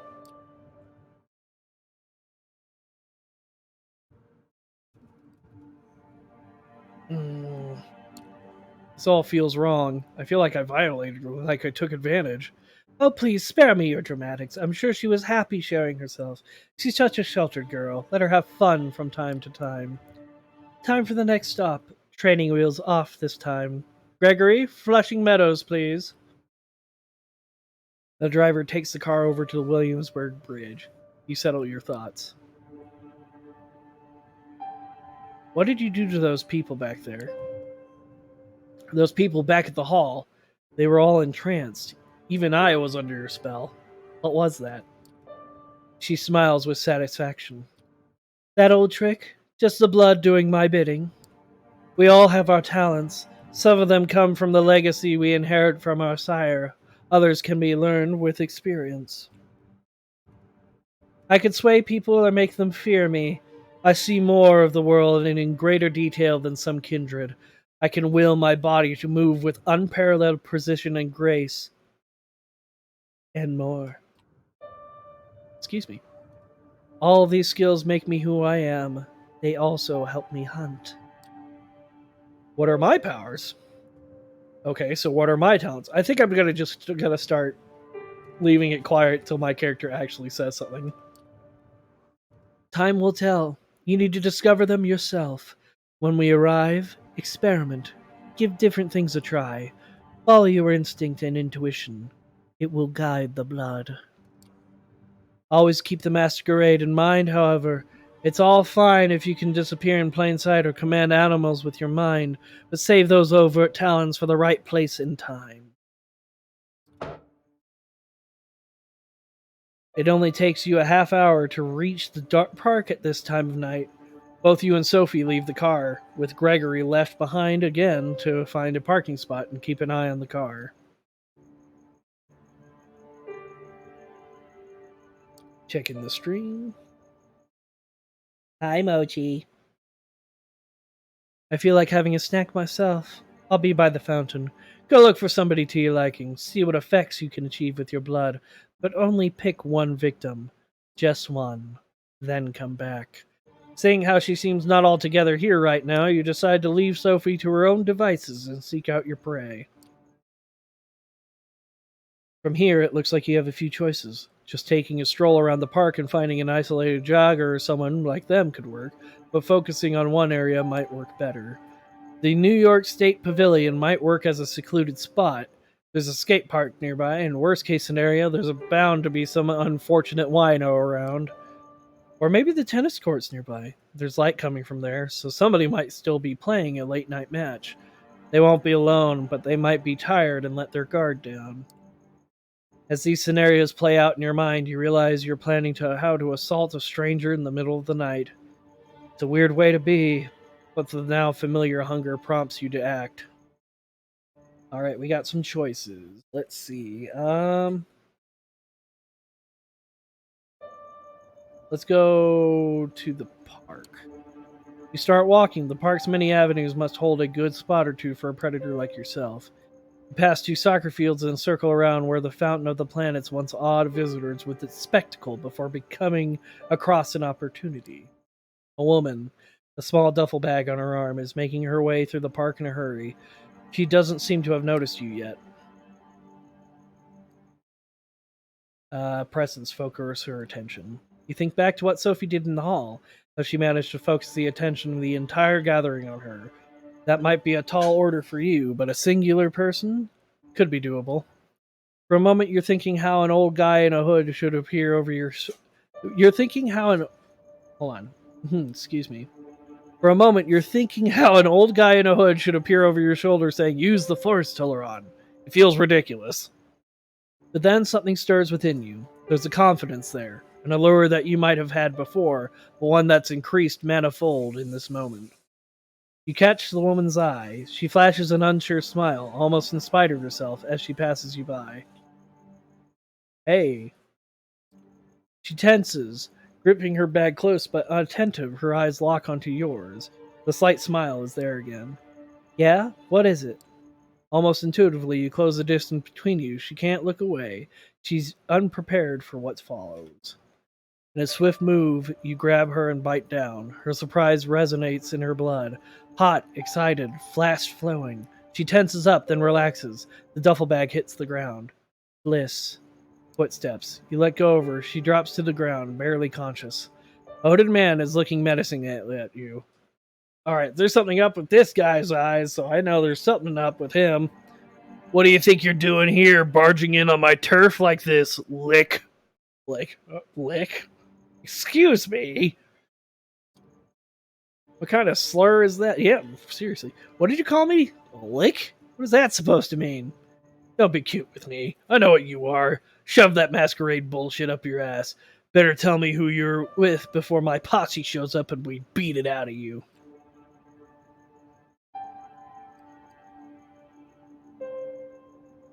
I'm with the Camarilla. Chill out, I'm with the Camarilla. He does anything but chill out. He immediately tenses up, gives you an extremely nasty look, and bares his fangs. You with the ivory tower, huh? Well, tonight's my lucky night. I'ma fuck you up and bring you to the Callahan. He'll have some fun breaking your shins, and maybe, by the end of it, I'll get to have a nice long sip. I wonder what you taste like, lick. Oh, good. We're talking about vampire drinking from a vampire. Diablerie at its finest. He does his best impression of Hannibal Lecter's and a nice Chianti stick. But he's not as intimidating as he thinks. Ooh, celerity. Celerity is an innate ability that my character has, as well as presence, as you saw earlier. Celerity allows you to move fast. You take off fast, faster than you've ever run. The hoodlum has trouble keeping up, but howls behind you like an animal and gives chase anyways. As you reach the Unisphere again, you slow down, noticing two people near the sculpture. A man and a woman, tangled in a passionate embrace. No, not exactly. It's Sophie, feeding. That this whole scene is set up so that it looks like a couple getting intimate in public. She pulls it off like she's done it 100 times before. It occurs to you that she probably has. The man is unsure on his feet as she lets go of him and leads him towards a nearby bench. Noticing you, she whispers something into his ear and leaves him. Her driver appears from behind a tree. Well, Toluron, how'd it go? You're about to answer when the same figure as before emerges from one of the alleys. An alley in the park? Anyways, he looks at the three of you and predatory smile creeps onto his lips. You thought you could run away from me, Lick? Think you'll be safe with your friends? Well, I have friends too. He makes a motion to shout, but two things happen almost at the same time. First, that feeling of warmth and beauty emanating from Sophie flares up again, entrancing both you and the hooded thug. His shout comes out as a weak, confused Second, Gregory produces a wooden stake from a holster under his jacket and slams it into the thug's chest. Oh, damn. Don't screw with Gregory. Got it. Just like that, in a few seconds, the posturing vampire is down, on the ground, paralyzed. I see you've made a friend, Toluron. Curious choice of company, I would say. Who is he? He mentioned a Callahan. He said something about presenting me to somebody named Callahan. Ever heard of him? She looks shocked for a split second, then recovers her regular countenance. Yes, I have. This hoodlum is an anarch, then. Curious. Corona Park has not been claimed by any kindred last I checked. Let's go to the car. We'll put him in the trunk and present him to Kadir tomorrow night. I'm sure he'll be delighted to make this unbound's acquaintance. Gregory carries the staked vampire and dumps him in the car's trunk like a mannequin. It's a strange sight, and you're quite happy you're not in a poor fucker's shoes right now. Excuse me. It's almost surprising that you can get away with just casually throwing a stiff into your car and driving away. But then you remember that Sophie has been doing this far longer than you have. Still, the nagging thought that anything you did tonight could have been recorded on a CCTV camera or picked up by a radio with a halfway decent smartphone and streamed online fills you with dread. Hunting and using your ability is a dangerous business. It's clear that this whole being a vampire thing has about as many caveats as it has perks. You're taking out of your headspace by Sophie's voice. I will pick you up tomorrow night, same as tonight. I have some business to attend to at Elysium, and I expect you to accompany me. Plus, our friend in the back needs to be properly introduced to Kadir the Prince. I'm sure he'll have some interesting things to say to the court. Her voice is cold, cruel, and nothing like the enchanting personality she showed at the gallery earlier tonight. Sophie is clearly a woman of many faces. Hmm? What's going to happen to him? The usual, I imagine. Interrogation by Kadir, probably in the basement of the gallery. A quick trial, with the prince in attendance if she's there tomorrow night. A swift execution as the verdict. This all sounds eerily familiar to you, and you can't help but feel a pang of guilt when you think about what awaits this guy tomorrow night. You haven't told me how your hunting went. Getting the hang of it, I hope. It'll take some getting used to. I'll need time to get used to this. It doesn't come naturally. It will. With time. You need to think about it less. Hunting is one scenario in which you'll do well to trust your instincts. In moderation, of course. She seems distracted. Not all there. Her thoughts drift and the car remains silent until you reach your apartment. We will pick you up tomorrow evening. Good night. Just like that, without any further courtesy, Sophie leaves, driven to her apartment by Gregory, with a body in the trunk, right in the middle of Manhattan. Did you cross paths with situations like these in the past unknowingly? What other secrets did you pass on the streets without knowing their true nature? Your haven is just as you left it hours ago. Although the sun won't come up for some time, you feel tired. You learned something about yourself today, and it'll take time to process. You're not in the mood for television, and the few books on the shelves in the apartment are either in languages you don't speak or sound like a boring read. Nothing left to do but rest. You settle in the back room, lock the door. A moment of hesitation, but then a decision. This time you turn off the light. You think back to Julie. How many people in the city know about this vampiric society? How many are willing to accomplices in sustaining it? And the thug you met in the park. If he's not Camarilla, then what is he? Are there independent vampires? How does that work? Well, I mean, she said anarch, so I should have tipped off that. More questions. You begin wondering if there's ever going to be a night when you can start crossing them off the list instead of adding to it. You close your eyes. You sink into the now familiar void of nothingness. And Guitar Screech? He greets you with open arms like an old friend. Oh, okay, so much better. Oh. You open your eyes. It's pitch dark here, the blackness of a coffin, drifting in the abyss.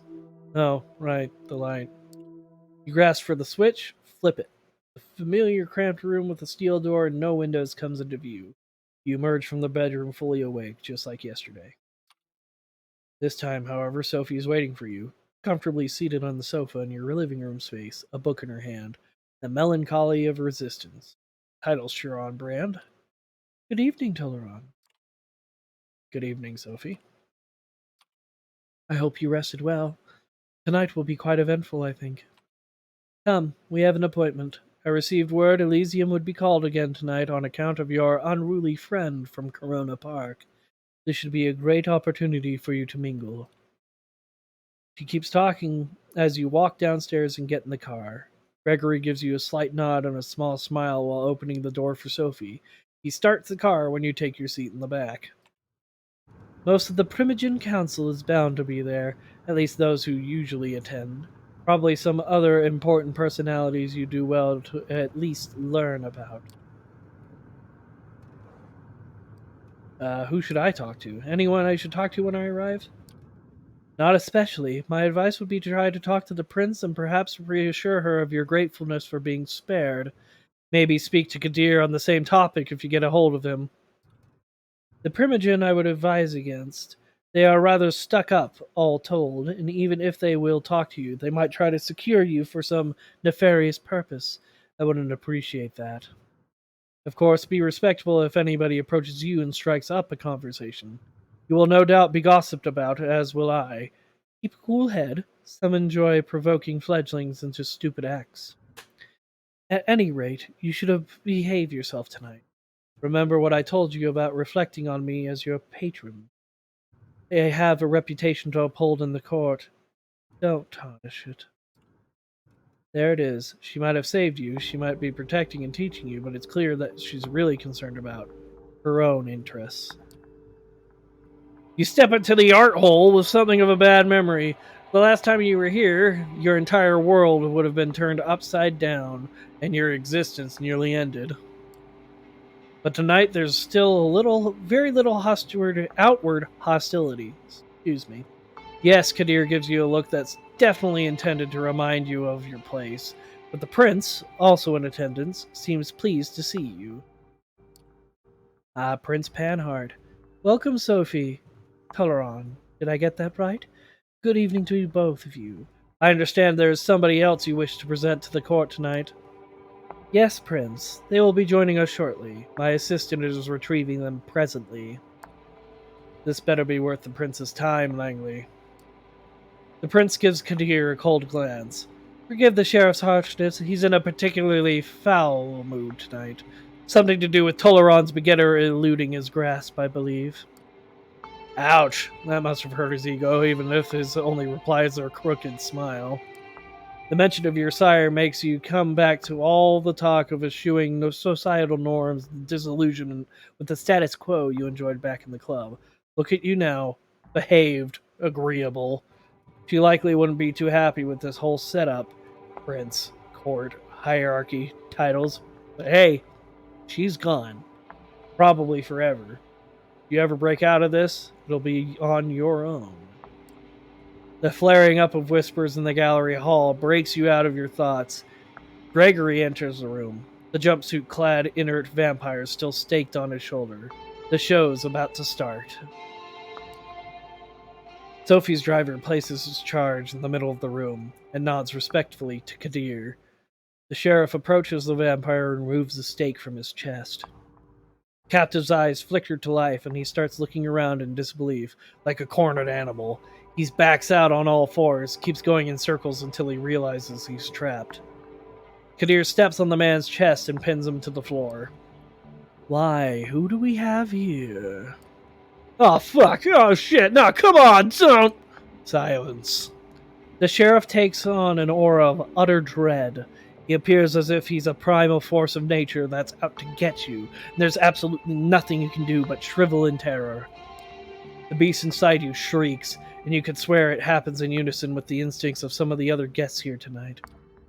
Unlike anything you've experienced in his company during your turbulent first night as a vampire, he really did go easy on you, all things considered.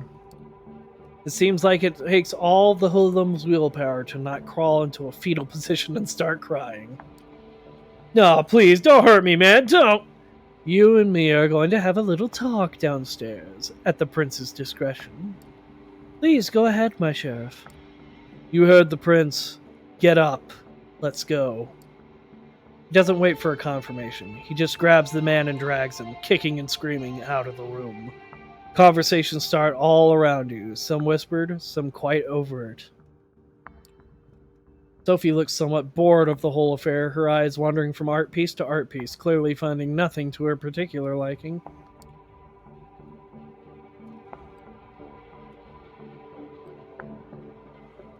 Torture. For how cultured you all seem, torturing somebody in an art gallery doesn't seem to faze you. Oh, please, do keep your naivete to yourself. Power and violence have always been two sides of the same coin. Most of us here are far too old to bother with keeping up appearances. Excuse me. Sophie leaves your side and goes to a corner of the gallery, where a group of kindred, some seemingly pretty old-fashioned, gathered. Excuse me. A concierge offers you a drink, still warm. Smells nice. Just a sip to start you off. A splash over your palate, coating your tongue and the inside of your cheeks. Nourishment. You're left to your own devices. You have a quick look around. The prince is currently talking to a dark-skinned woman that you recall seeing here those few nights ago. She has a cold but noble countenance to her. Their conversation seems to be casual. A loud, shrill laugh turns your attention to the bespectacled man who you saw with Sophie on the night of your judgment.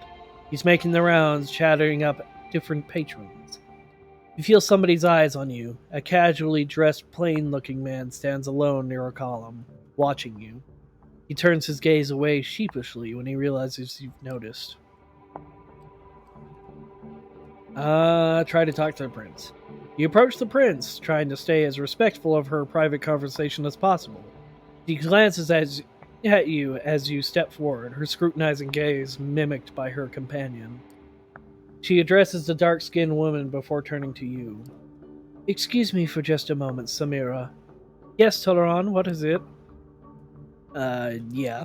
I wish to thank you for sparing me, Prince. I realize it wasn't an easy decision to make, and I want to express my sincere appreciation. How thoughtful of you. She takes a long look at you before she continues. I didn't do it from the kindness of my unbeating heart. You are an asset to Miss Langley, to the Camarilla, and to me. I believe I made the right decision. Prove to me and the other kindred of the city that it was so, and there might be more to your future nights than just survival and servitude. The dark-skinned woman looks impatiently at you and catches the prince's attention. Forgive me, that's all the time I can spare right now. We have some things to discuss with Samir still. Enjoy your night, Toluron. Same to you, Prince Panhard. The prince nods and turns back to the other woman to continue their conversation. You notice Sophie mingling with other kindred, clearly in her element and not to be disturbed. Kadir hasn't come back yet, so you could probably still find some time for at least one more conversation. Well, the guy's still looking at me? I'm gonna look at him. There's something about this guy. It's not that he's staring at you. Most everybody in this room has, at one point or another. It's how he does it. He seems shy, maybe even afraid. It's hard to find a secluded spot in the gallery tonight, but this guy has an entire corner of the room all to himself. As you approach, he's standing alone with no glass in hand, a worried look on his face. Good evening, Mr. Larson, or you can call me Robert. Either's fine. Alright, so he's also kindred, you can tell by his eyes. So, who are you? You mean like generally? A vampire, same as you, though I might not quite look it. I'm one of the Prince Panhard's primogen. I'm here on business, in case the prince requires my insight. Usually it's so she can hear me out before ignoring me. Not sure if you were paying attention the other night, but when the prince mentioned diverging opinions on whether you should be executed or not, that was me. I was the diverging opinion. Wow. Thank you. That's huge, thank you, even if it didn't change the prince's mind. Yeah, that's usually how it goes. Listen, I don't want to be rude, and I appreciate you reaching out, but word of advice, stay away from me. Many vampires in this sect regard my position as primogen to be some kind of joke, you know? You talk to me, they'll notice, and they'll hold it against you. You have a quick look behind you, and you see that a few kindred keep shooting you curious glances. One woman in particular, a redhead boasting a fanciful hairstyle, watches you disapprovingly. Some of them already do, I imagine. Excuse me, I need to try to get a word in with a few Primogen members before Kadir returns. Enjoy your night. With just the critical looks of a few kindred to keep you company, you start thinking about who to pursue next. A loud exchange near the staircase grabs everybody's attention. Kadir is back, and the hoodlum is with him.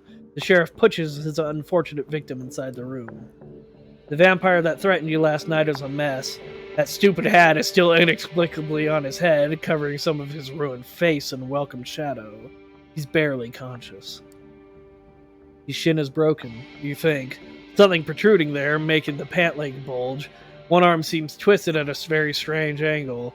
Very little blood, surprisingly, but clearly a whole lot of hurt. Well, Kadir, did our guest cooperate? Tell the prince your name. It's... it's Howard. And who do you run with, Howard? The Midnighters. An anarch coterie, my prince. Active for some time now. Though, from what this one told me, the name is about the one only legacy the group has kept over the years. I see. Hey, Prince, I didn't mean it. I didn't know. I didn't... Oh, a loud crack makes some of the guests audibly gasp as Kadir's slap dislocates the man's jaw. A spray of blood creates something like an abstract art piece on the floor. This one is guilty of threatening a member of the Camarilla and claiming a domain without the prince's approval. That alone would be enough to pass swift judgment, but he is also anarch scum. My prince, there can be only one verdict. Final death. Do your duty, Sheriff. Unless, of course, somebody would like to play at being a good Samaritan like our dear Mrs. Langley a few nights ago. The look the prince serves you and Sophie is a cruel jest. Sophie takes it gracefully, smiling and slipping her arm under yours in a strange public show of affection. Nobody says anything. The vampire named Howard jumps to his feet and makes for the window. I'm not letting you get away.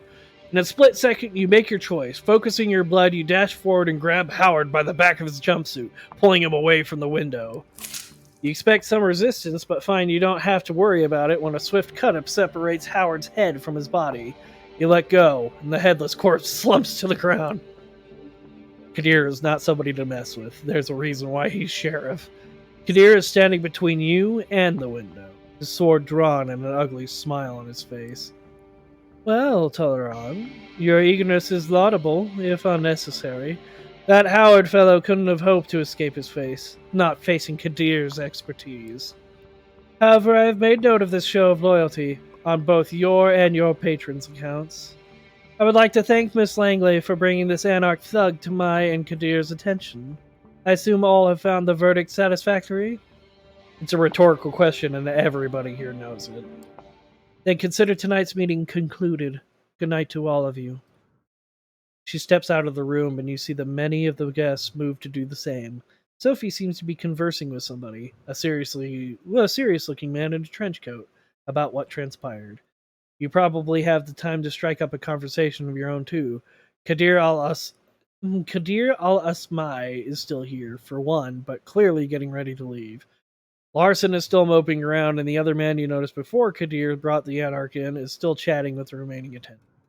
Well, I'm going to do what my sire mentioned, go talk to Kadir. The sheriff mood seems to have improved, so you decided you won't get a better shot at saying your piece. He's just sheathing his sword as you approach him. He notices you just before his face turns from a melancholic frown back to his regular predatory smirk. You seem to have caught him in a moment of reflection. What is it, Toluron? I wanted to thank you for bringing me here in one piece, for giving me a chance. An emotion creeps onto Kadir's face that you haven't seen the sheriff exhibit yet. Is that gratitude? It's fleeting, only there for a moment, gone in the blink of an eye. It was trying on my nerves, and you are still far and away from proving that it was the right thing to do, so don't think that a few kind words will let you off the hook. Still, I have to admit I was so surprised at the prince when you jumped at the opportunity to stop that anarch from escaping. I was sure Valerie would have beat you to it. If there's nothing else, I'll be taking my leave.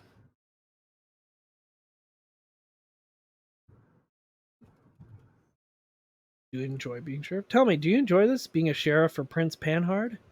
Enjoyment has nothing to do with this. It's my duty. When Calabros asked me to fill the shoes of the sheriff and root out our enemies, I was glad to serve the sect. When Helene became prince and asked that I keep doing this, I agreed, because I believe in the Camarilla and I respect the fact that the needs of the many outweigh the needs of the few. He picks up the sword and turns it toward the stairs. If more kindred understood that, my job would be much duller, though. On that note, I wish you a good night. And watch yourself. You messed up my batting average, so I'll be sure to keep a close eye on you. With that final threat, he leaves the gallery. That's right about when Sophie also ends her conversation and walks over to you. Interesting evening, wasn't it? Come, Gregory's waiting downstairs. She seems preoccupied with something, and not in a talkative mood. It's an awkward ride back to the city. This time you arrive at another building, just 2 streets across from your apartment. She brings you upstairs through a very nice lobby and a luxurious looking hall into her domain. Please have a seat, I'll be right with you. You take in your surroundings. The apartment is like a gallery, an old school smoking room that you've seen in some period piece salons, a nouveau riche's living room, meticulously combined together. Apologies. Old habits die hard. Clearly, some stick with you even after your death. She drags on her cigarette and breathes out. Breathes? How's she doing that? Can you do that? Oh, yes, you might not know. It takes some practice, but you can keep smoking if you'd like. Other things, too. Experiment. You might surprise yourself. But I'll not bring you here to show off. This is where I rest these nights. That door in the back, the bedroom. Similar to yours. I have servants and bodyguards in addition, of course. I brought you here because I need you to trust me. When I told you before that I need your best behavior to uphold my good standing with the court, I meant it, but that's not the whole story. I have your interests in mind too. That's why I've given you your own haven, why I'm trying to teach you how to navigate this new reality. But you need to trust me, or else this won't work. You can come here whenever you feel like asking me something. Whenever you're in trouble too, though I hope that won't happen often. I would ask you to come by here when you wake up tomorrow. I'll have something to discuss with you. Okay, I'll come over first thing tomorrow night. I appreciate that. That silence again. There's definitely something on Sophie's mood tonight, but she doesn't seem too eager to share it with you just yet. I'm leaving for another visit. Come downstairs with me. We'll give you a lift. A quick trip, a promise that you'll show up tomorrow, and some polite goodbyes later. You open the door to your haven and gather your thoughts. It's exciting, in a way, being dragged deeper and deeper into the secret society with its rules. Whatever Sophie has planned for you, it's bound to teach you more about this thing you have become. You sink into your vampiric sleep with just a sliver of hope. The welcome change. And with that, everybody, I think I'm going to take a quick 5 minute break, and then I will be back. No worries, I will plan to keep going on for a little while longer, hoping to end about 8 my time. So we shall see. Thank you all who have chimed in so far, and I'm happy to keep entertaining you. I just need a few minutes. I'll be back.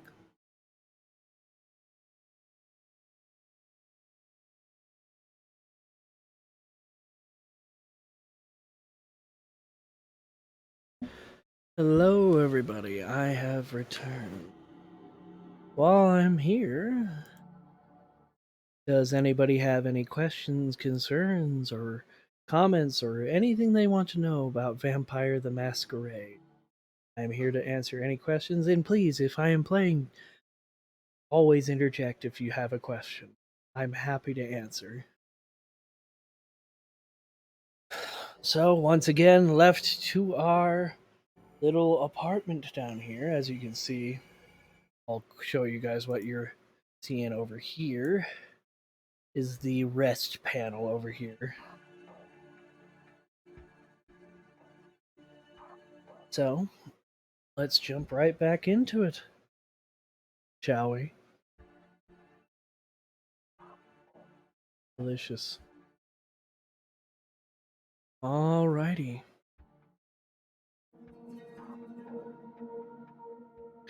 Once more, darkness falls upon the city. You wake up, same as you have these past few nights, in a windowless room. As you pry open the reinforced steel door, you look out the window to see, invariably, a sky bereft of sunlight, and then it hits you, the hunger. For a moment, you let yourself wonder if there will ever come a night when it's just not there. Given what you've learned thus far, you probably have as much chance of kickstarting your heart with jumper cables. I mean, fair enough. Ooh, oh, that's me doing that. Got it. You lock the door behind you and you head over to Sophie's apartment. You did promise her you'd call on her. Might as well not keep the lady waiting.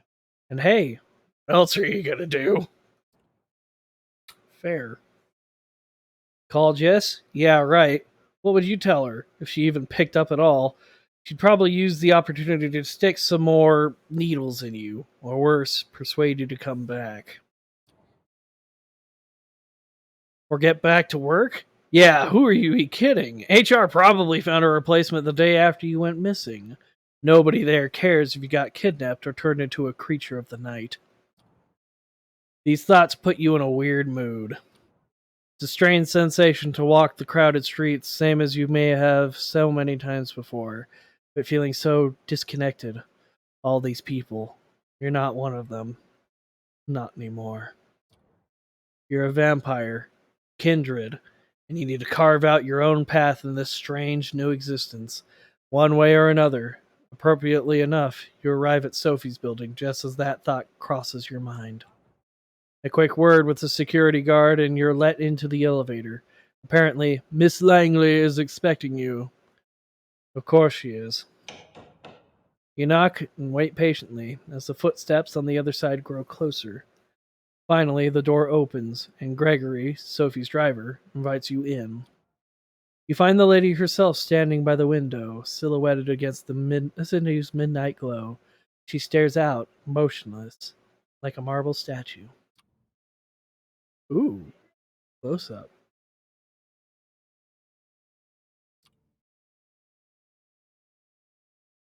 Everything all right? Or am I interrupting something? Or good evening, Sophie. Um, good evening, Sophie. She doesn't react immediately, but seems to snap out of some meditative state that looks at you with strangely bleary eyes. Ah, the curse of the Toreador. Yes, good evening, Toluron. I was wondering, when you look out at this city, when you see the lights, hear the hum, smell the rain on the pavement, what do you think about? Gaze out. The lights and the rain, the relentless honking below, music blasting from a nearby window, echoing off the buildings. Someone should record an hour of this and throw it up on YouTube as an ambient piece. Other than that, though, it's business as usual. The sights, the sounds, the smells, you know them all too well. Sophie watches you. You can tell she's disappointed somehow. She covers it up with a courteous smile. Well, not everyone can appreciate the intricacies that the world offers. In fact, among kindred, my clan is somewhat notorious to finding innate meaning, even in the mundane.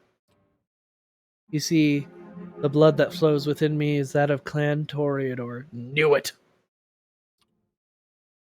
There are 13 such bloodlines among us kindred, though that number has been contested in the past, and these nights it seems that nothing is certain anymore. The clans have gone by many epithets over the years, but the names used these nights have their roots in medieval times, the original Inquisition, if you can believe it. They used these to categorize us, describe our inherent differences. In time, we adopted them ourselves. Each clan has a uniqueness about it, inescapable, originating from an ancient progenitor carried from sire to child. For the Toreador, the gift lies in sensitivity of sorts. We are uniquely attuned to beauty and ugliness both. We can see either where most cannot. A blessing on most nights, occasionally a curse. The sheriff is of my clan as well, although you'd be hard-pressed to see him as such. Poor Kadir. It breaks my heart to see him in this state. Still, there's a beauty to it as well. Nothing like a good fall from grace. Try as she might to act playful, you can tell she genuinely cares. She lets her gaze wander for a brief moment, but is quick to regain her composure. Then there are the Ventru, known for their pride and proclivity to rule over others. The prince represents that clan, as it's quite common in our society around the globe. Where the blue bloods think themselves rulers. Oh, hold on. Excuse me, little boy. I got somebody pulling on some strings over here. Excuse me.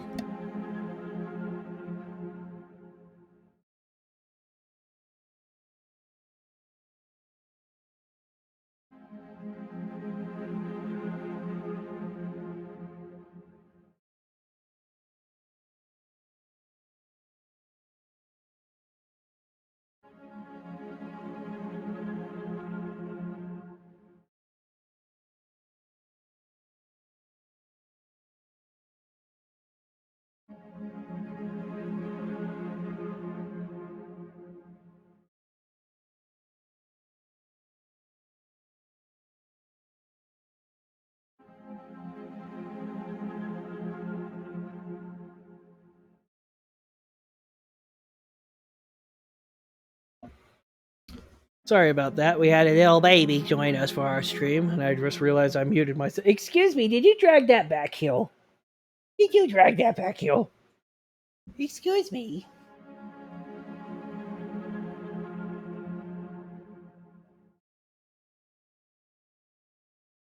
Oh, baby.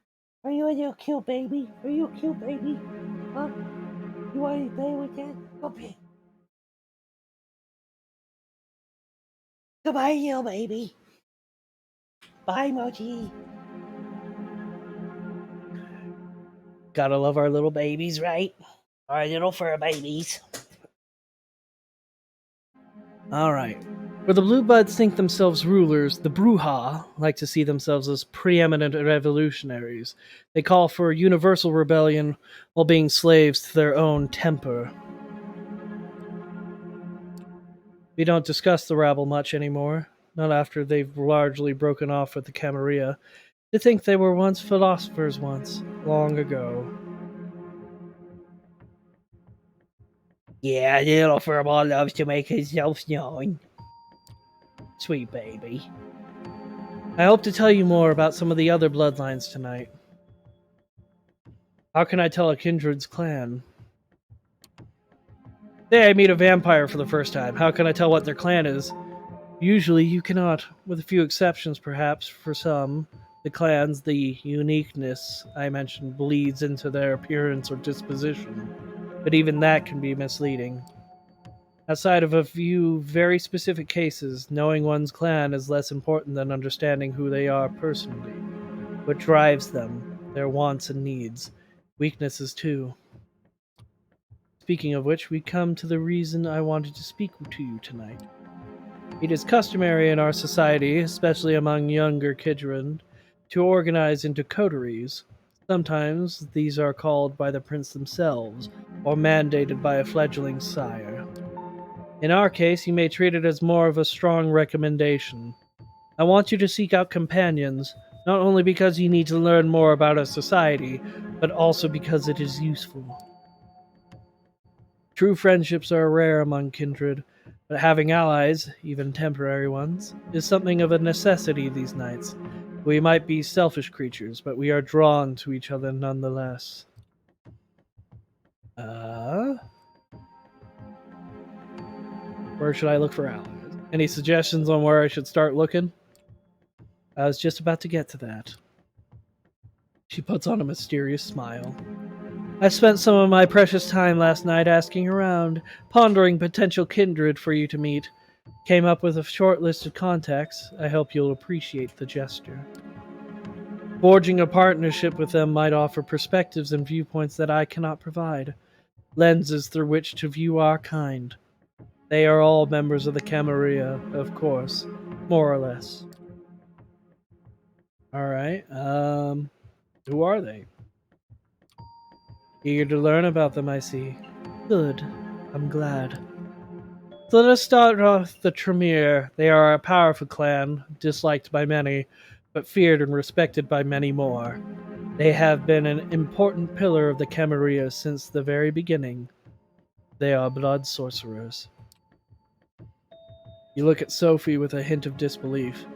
Blood sorcerers? Pretty sure Mark from QA used to brag about having a level of 70 blood sorcerer. Somehow you don't think he meant magical vampires. Sophie snickers. Oh, child, don't be caught with that look on your face when you meet a warlock in person. They really are adept at using vitae, their own as well as others, to unique and potent effects. Since they are quite rigid in their hierarchy, the kindred I had in mind for you might need some persuading. His name is Agathon. From what I hear, he is quite the scholar, very ambitious, the child of a noted Tremere here in New York, Aisling Sternbridge. Spend enough time with Agathon and I'm sure you'll run into her sooner or later. Blood magic. A scholar sounds boring. A chance to meet an important person then. So by getting to know this Agathon, I get closer to someone higher up the ladder. Yes, though not immediately. I would imagine. Aisling finds herself in somewhat precarious position, both in the city and her clan. Every move she makes is heavily scrutinized. Thus, she has learned to tread lightly. Anyway, if you wish to contact the young Tremere. I hear you can usually find him at a New Age bookstore out on Broadway. The Tremere have one of their workshops there. Gregory will give you the details. Now, this next recommendation comes with a bit of a caveat. As you recall me saying, most bloodlines have unique features that might not be obvious at first glance. Well, there is one clan whose members wear their curse on their sleeve. The Nosferatu. Man, what's with the goofy names? Guess they're really big on Blue Oyster Cult. No wonder they make their havens in sewers, abandoned buildings and such. Their appearance is hideous and obviously unnatural. Had they walked the streets like other kindred, the kind would have learned of our existence long ago. Did she just shudder? It's hard to tell with her usual complexion, but you could swear her skin suddenly took on an even more sickly color. The one I have in mind isn't as big an eyesore as the worst of them, but he is no Adonis either. Still, he has some talents and connections that you might find useful. His name's Delangelo, and he has an office, for lack of a better term, in the otherwise abandoned grain terminal in Red Hook, right next to one of those Swedish stores. The name escapes me. The ones with those awful furnitures. A Swedish furniture store? You mean IKEA?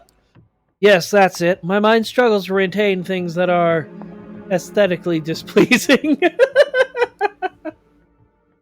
D'Angelo does odd jobs for Kadir, digging up dirt, locating kindred who would prefer to remain hidden, the kind of work the Nosferatu are best at. He's on a case right now, something to do with kind murders, I think. After your initial brush with our dear sheriff, I think it would be wise to show some goodwill towards his agenda. Assisting D'Angelo with investigation might just be just the thing. That sounds good. I want to keep on the sheriff's good side. She takes a brief pause to look out the window again. Now come the two more exotic proposals. Yeah, it's IKEA and ice pack, right? Just about. Exotic. As if the blood mage and the vampire detective were business as usual.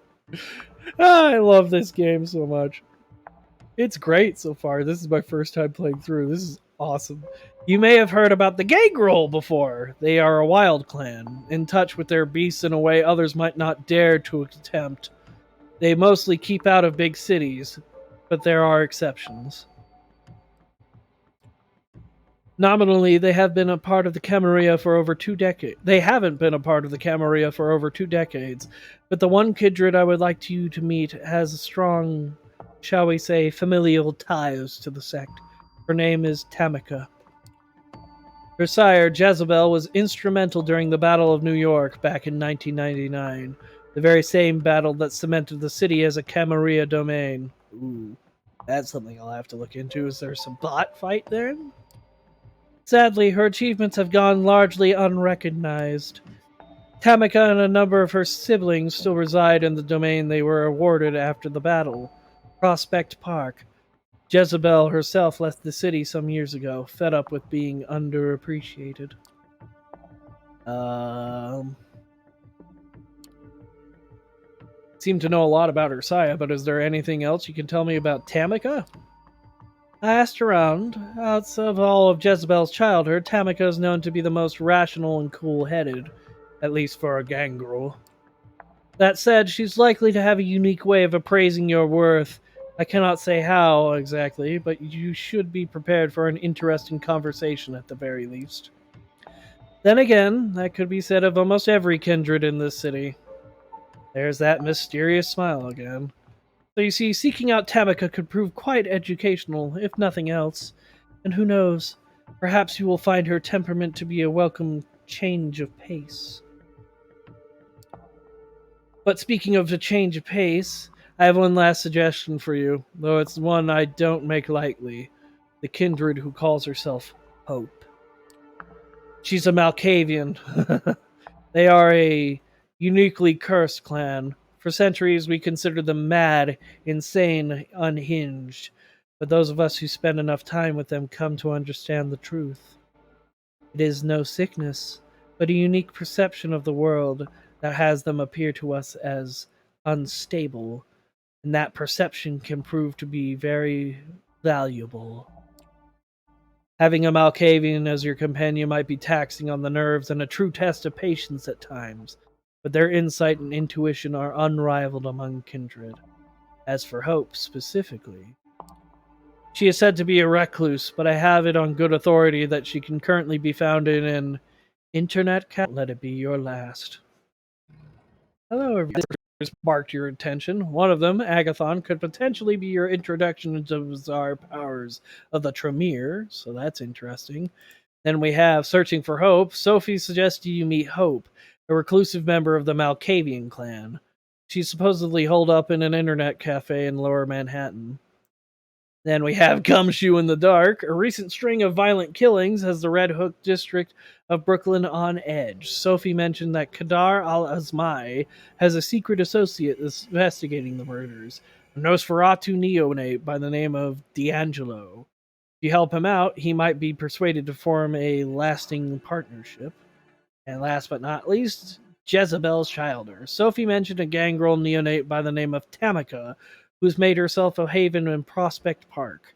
The Ferals aren't exactly a social bunch, even by kindred standards, but if you can keep her from clawing your eyes out just long enough, she might be persuaded to join you. Interesting. Okay. So I'm tempted to go with the Nosferatu for tonight, just to because he's investigating stuff I don't want to miss out too much. As you make your way down Clinton Street, the incessant hum of traffic gives way to the ominous silence of the waterfront.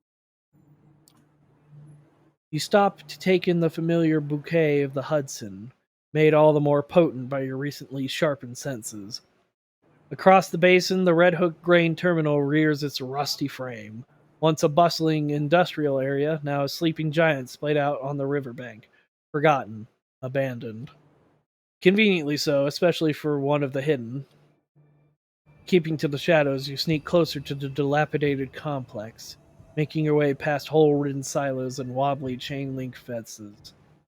By the time you reach the entrance to the main building, you can almost feel the rust particles making themselves cozy at the back of your throat. Not getting your hopes up, you give the door a slight nudge. To your surprise, it gives almost instantly.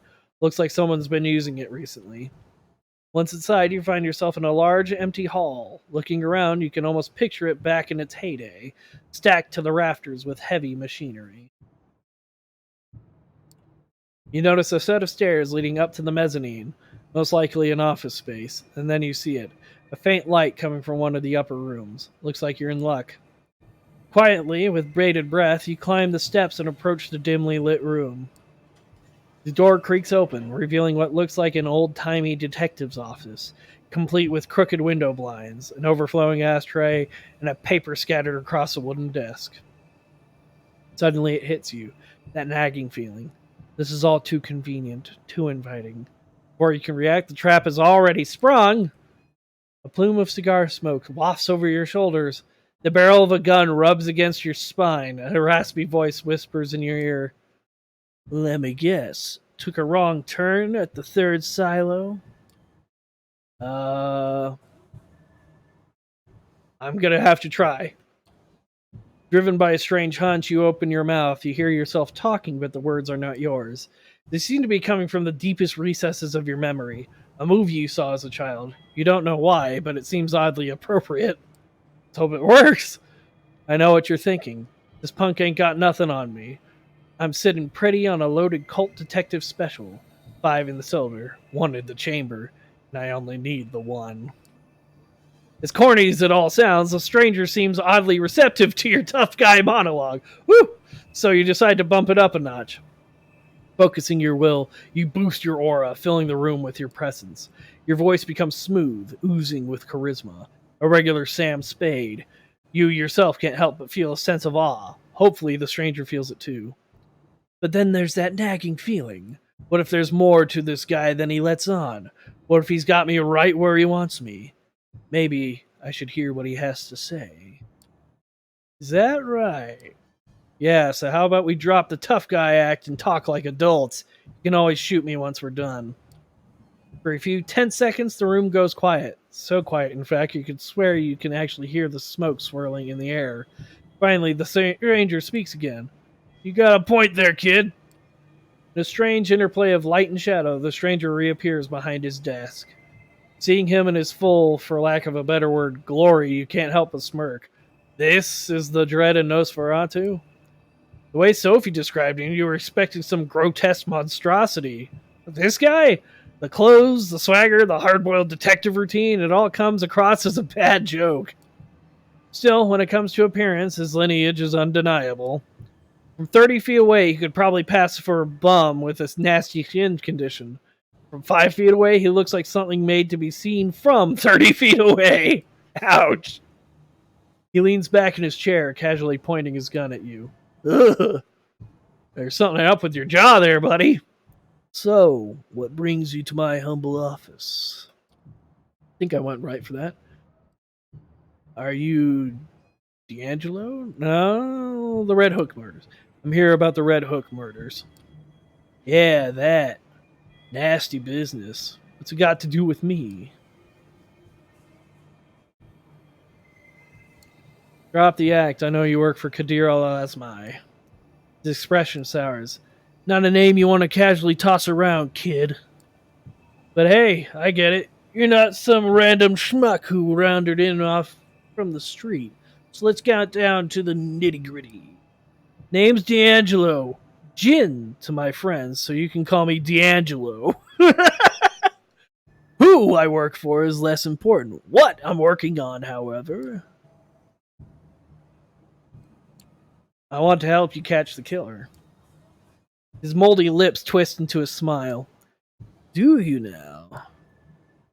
D'Angelo lowers his shades. For a few seconds, he sits motionless with his eyes fixed on yours. Suddenly, he raises his gun, almost making you flinch. Almost. Then he twirls it into his shoulder holster in a flashy display that definitely looks like it was practice. A lot. In front of a mirror. Oh, God, I'm just dunking on this dude. You see the Nosferatu's lips move, but the quiet mumbling clearly isn't meant for your ears. Listening in, you're able to catch snippets of his monologue. Sure, they seem to care. What was the end game? What was their angle? Everybody's got one. Even if they pretend like they don't. Especially then. What the hell? Maybe this town finally got to me. What is this guy's seen too many movies. He pauses, sticks a fresh cigar between his crooked teeth. Maybe a good lethal safe is just what the doctor ordered. As he reaches into his pocket, you flash a lit lighter before his eyes. Or maybe you could use a healthy dose of unhealthy. For a split second, he gives you a puzzled look. Then he leans over to your lighter, puffing on the cig as it catches fire. A wry smile comes back to his lips. I like you, kid.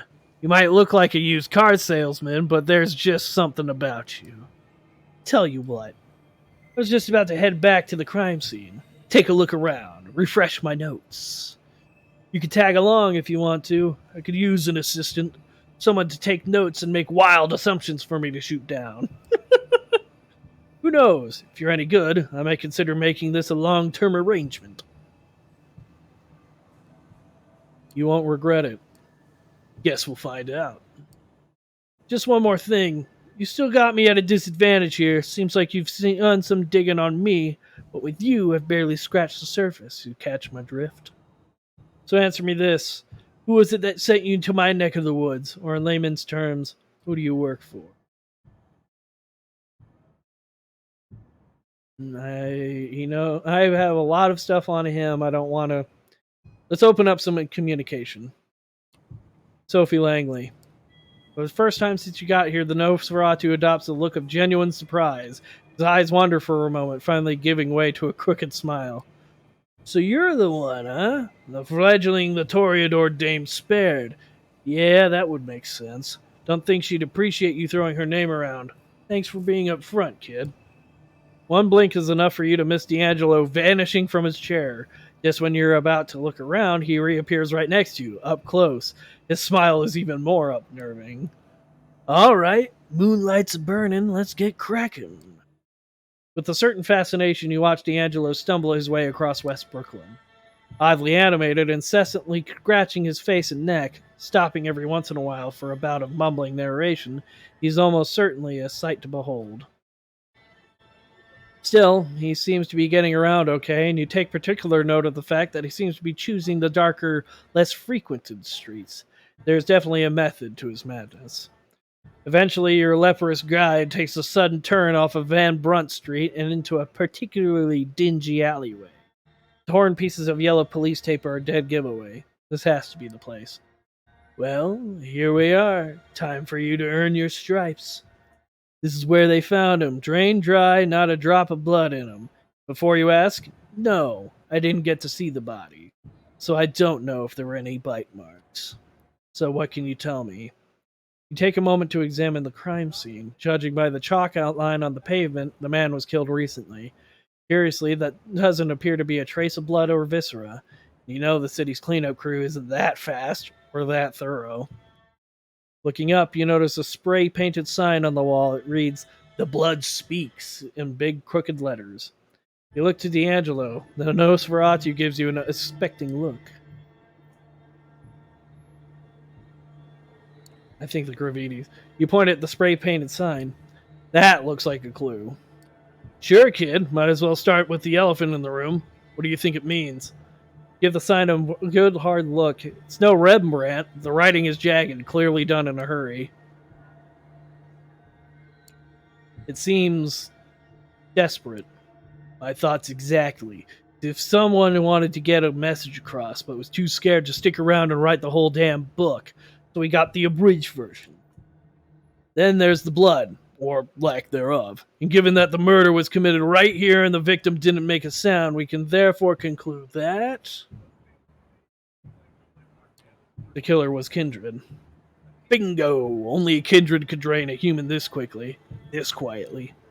Tell me, if you were to guess, which clan would you say our killer belongs to? Hmm.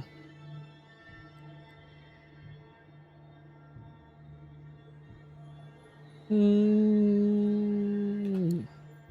This has Thin Bloods written all over it. D'Angelo smiles approvingly. In bright neon letters, a fully fledged kindred would use his powers to lure the victim somewhere out of sight. They certainly wouldn't stick around for the shitty art project. He pauses, spits out the mangled remains of a cigar. Shit. Looks like we're gonna have to pay Larson a visit. The Thin Blood Primogen? No, Larson the bicycle repairman. Course the thin blood fucking primogen. Sorry. Not sure if he knows who the killer is, but he could probably make an educated guess. In any case, we'd be doing him a favor. If it turns out one of his is violating the masquerade, it would put him in a hell of an awkward position. And I mean shitting upside down awkward. It's the kind of weakness the other primogen would love to exploit. His position in the council is bad as it is. He pauses for a moment and mumbles to himself, but it's too quiet for you to make out. Finally, he lights up a fresh cigar. He takes a puff and lets the smoke escape through his crooked smile. All right, kid, let's get this over with. Compared to the industrial ugliness of Red Hook, Sterling Place is quite a change of scenery. The heavily gentrified and pleasantly dull residential area emanates the sort of peaceful apathy that rich hipsters scoff at and blue-collar workers dream of. All of a sudden, the Nosferatu stops. It almost seems like he was taking a deep breath, steeling himself for things to come. This is the place. That, he points to a surprisingly nice-looking two-story house. The place is almost completely dark. Almost. You notice a dim light shining through the curtains of an upper-story window. It's probably safe to assume that the head of the family is working late, especially if the head of the family happens to be a vampire. Okay, kid, we gotta be gentle about this. I'm talking velvet gloves, soft cushions.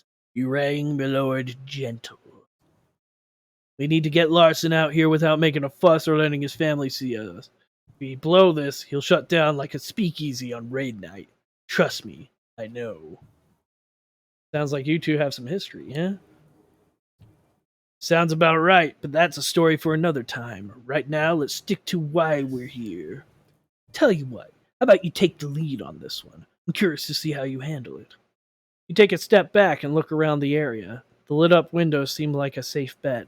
Now it's just a matter of getting Larson's attention, his and no one else's. As you're trying to come up with a viable strategy, you are suddenly startled by a large noise. It takes you a second to identify the sound as a dog's barking. It doesn't take you long to figure out where it came from, as a bearded man leading a Rottweiler on a leash comes into view. I am not going to feed on the man with a dog. I'm going to throw a small rock. Kneel down and pick a rock off the lawn, one small enough to not break glass, but big enough to get someone's attention. Deftly, you chuck the rock at the window. It bounces off the glass with a quiet but audible thunk.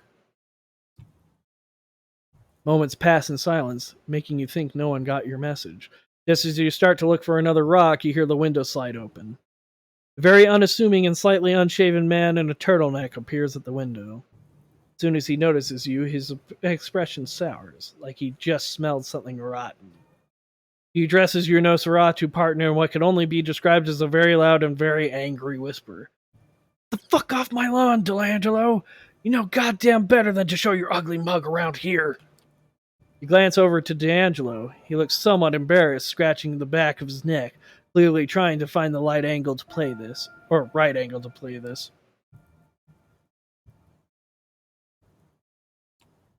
We wouldn't have bothered you if it wasn't important. Toluron? Stay where you are! You wait out on the lawn, listening to Larson quietly making his way downstairs. Before long, he appears on the porch, locking the front door behind him. He motions at you to follow him off to the side of the house. Then he turns towards you. What do you want? It's about the Red Hook murders. We think one of yours is responsible. Bullshit. A Duskborn's got enough trouble just staying alive out here. What could possibly make them openly violate the masquerade? Desperation. Killer's been leaving messages.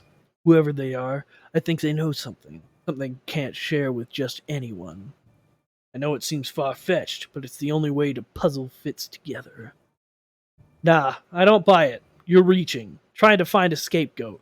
Getting your boss's good graces. Word gets around, D'Angelo. You think I don't know who you're working for? I mean, these are all good options. I'm not sure if I want to go right off that, but... And help us clear your people's name. What have you got to lose? Everything. I've been a thorn in the council's side for a while now. This is just the excuse they need to get rid of me. What if it turns out one of yours did it, and you sat on your hands to protect him? You think the council won't jump on that? He looks off into the darkness, pondering his options. He lets out a heavy sigh. Look, I'll ask around, consult my sources. If it turns out one of my own is responsible, they will face justice. In the meantime, keep your deductions to yourself. I have enough trouble as is. Deal. Good. Now, if you'll excuse me, I have to get back to my family. With that, Larson retreats to the elusive safety of his home. He decides it's best to move along. You walk a couple blocks in utter silence. Even D'Angelo's mumbling seems to have taken a back seat. Oddly enough, you find his newfound reticence somewhat unnerving. Finally, the Nosferatu stops and turns around. Hell of a night. I don't know about you, kid, but I sure could use a drink. Something warm, in a tall, sweaty glass. First, let me tally your score. Let's see now. You did make a good first impression. I like somebody who can talk themselves out of tight spots. Talking's cheap. Bullets, not so much. You held your own at the crime scene. Nothing I hadn't figured out on my own, but hey, we can't all be professionals. Finally, when the situation called for subtlety, you managed to avoid unwanted attention. Discretion is what separates a private dick from just any old dick.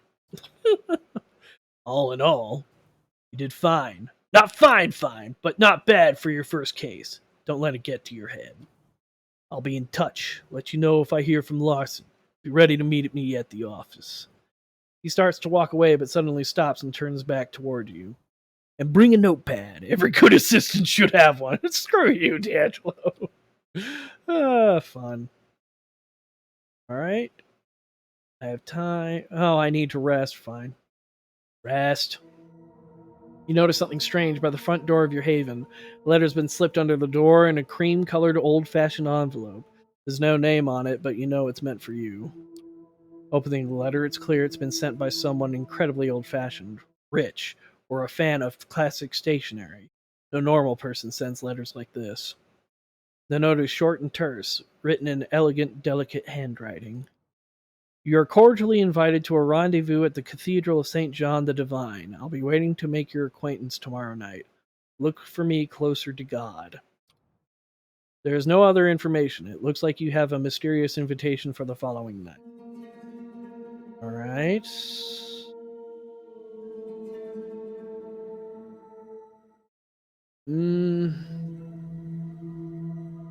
Let's see. Faith and myth. You received an invitation. He said tomorrow night, so I don't think tonight. So, okay, let's see if that fixed things. I appear to have dropped off for just a moment. I apologize. I think I got it fixed now. What really catches you off guard, though, is the store's display. We have decided on Tremere, seeing if I can get help from the blood sorcerers. From what you've heard about the Tremere, they are infamous for their ties to the occult and the mystical. Sorry for the drop-off. It seemed that I've lost connectivity for just a moment, but I think I fixed it now. And yet now, looking at the oddball collection of items in the display window, it all feels borderline satirical. I have decided to go with my gut and follow on the Tremere. The books here cover everything from Ayurvedic, I can't even say that, Ayurvedic practices and homeopathy to wellness and self-motivation. The vaguely amusing juxtapositions don't end there either. You notice a copy of Anton LaVey's Satanic Bible tucked behind a cheap, smiling Buddha. A scientific journal on hematology sits next to a teen-oriented pamphlet on the blood-type personality theory. Fun. A number of religious and quasi-religious symbols, lockets, pins, and various emblazoned paraphernalia are haphazardly strewn across the display and between the tomes. Before you even open the door, you can smell the burning incense and hear the corny, Far East-tinged music seeping through the crackling speaker mounted above the entrance. It's much more quaint than what you've expected from what Sophie told you about the so-called warlocks. It doesn't look like they have much interest in impressing outsiders. Then again, if there's anything you've learned these past few nights, it's that appearance can be deceiving. At this time of night, the shop appears to be closed. Regardless, you ring the bell. You hear someone shuffling around inside. A brief moment later, the latch slides, and the door is pushed open just a few inches. Tired-looking blonde in the loose clothes appears in the crack. She seems confused, like you just woke her up. She lets out a yawn, scratching at her tattooed neck. Finally, she squints in your general direction. Her pierced lips curves into an awkward smile. Is Agathon in? I'm looking for a guy named Agathon. Is he around? The girl gives you a suspicious look over, but opens the door. She takes a few steps back, and you hear footsteps coming from behind a floral curtain that covers the back door. A bespectacled, smart-looking woman emerges and looks straight at you. Come in and follow me. Just don't touch anything, please. You follow her through the store. Inside, as expected, the stuffy air smells of sandalwood, frankincense, and a dozen other aromas. The woman leads you behind the curtain and through the back door, onto a rickety staircase. A flight of steps takes you up to the second story. You instantly notice the change in decor, as the tacky New Age bookstore gives way to something resembling a cross between a library and a workshop. The smell here is strong too, but much more layered. You're not sure what to make of it at first, but with each whiff, it becomes apparent. Blood. The aroma, though subtle at first, soon becomes overpowering. It takes you a moment to adapt and focus. Oh, Aisling, the one I was told about. I didn't expect to meet her. I don't think you know who you're speaking with, so an introduction is ordered. My name is Aisling Sturbridge, and I am the High Regent of the Chantry of the Five Bureaus. Oh boy. You are Toluron, correct? I have to say, you're lucky the ward outside the building is only there for notifications tonight. Otherwise, it would have been quite unpleasant. To answer your question, Agathon is here, but he's hard at work and I wouldn't want him to disturb him. Am I to understand this is a social visit? Uh...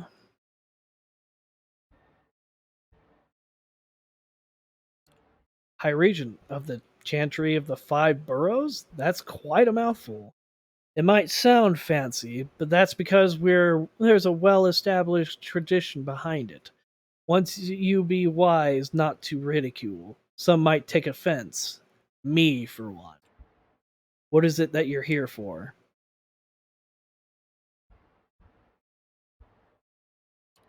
Sophie suggested I should meet Agathon. She said she's quite knowledgeable. Did she now?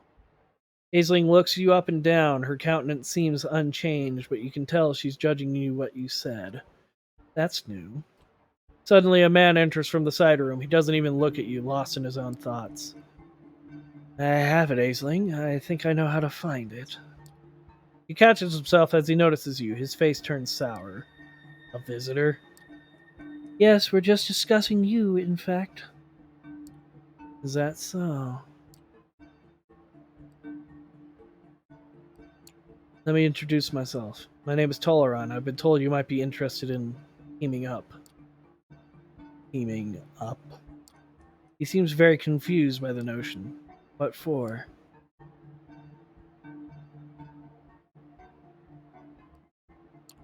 Well, I could use your knowledge. I'm new here, and a scholar like yourself could teach me a lot, I imagine.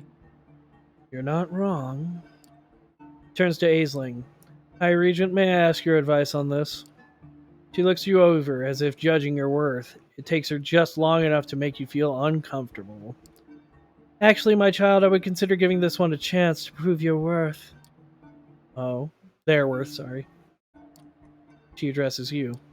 I'm trying to understand why Langley took an interest in you, Toluron, and I might have caught a glimpse of her reasoning. I think you may be of aid to Agathon in his current task. Why don't you start by giving our intern here a brief explanation of what it is you're after? Agathon gives Aisling a hesitant look, but the woman nods approvingly. Encouraged, he turns towards you. A member of our clan disappeared without a trace a handful of nights ago. While the High Regent investigates if any foul play was involved, I have been tasked with recovering her research notes. If there is anything left to recover, then... I may have an idea where to start looking. I suppose this is where you come in. If you truly wish to help, I could use your assistance tonight. Right now, in fact. Given the time we've wasted on idle chatter, I should leave immediately.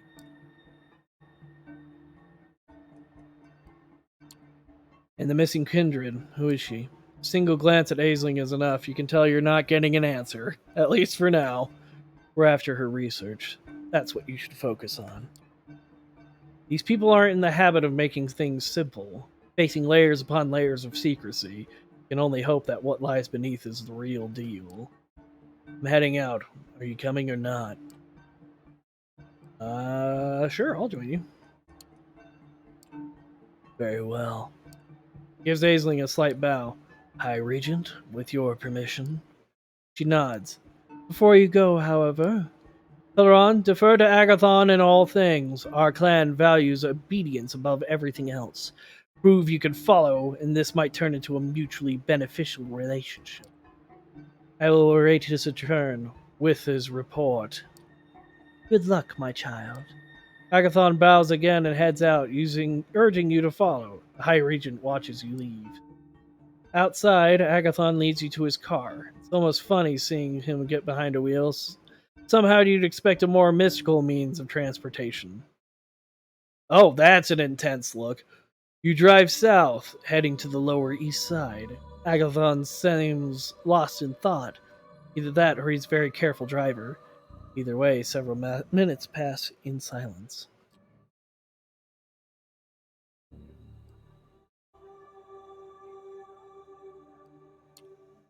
You decide not to disturb his thoughts, and are surprised that it's him who breaks the silence as you're about halfway over the East River. Let me ask you something. Why me? There's likely a couple hundred of kindred here in New York. Yet you seek me out specifically. Why?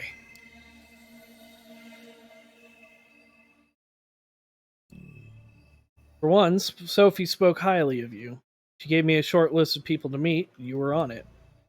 I see. Once more, he grows silent. You're unsure whether to continue prying as your driver seems to disappear into his thoughts. You drive into Williamsburg and stop by a fancy looking building. We're here. There's a restaurant on the top floor.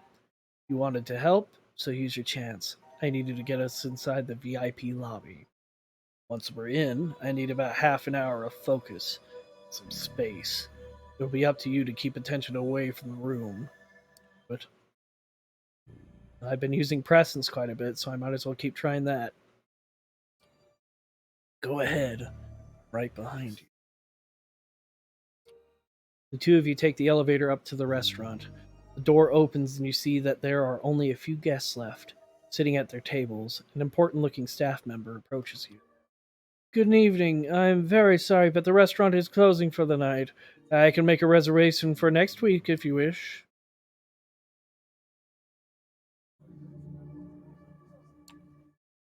Hey, we're not your regular customers. In fact, we're location scouts for a movie. We'll just take a quick look around and we're gone.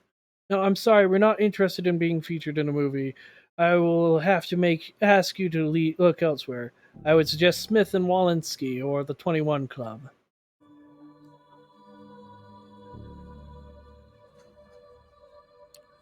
Hey, it's all good. We can come in. We'll be in the VIP lobby. It won't take long.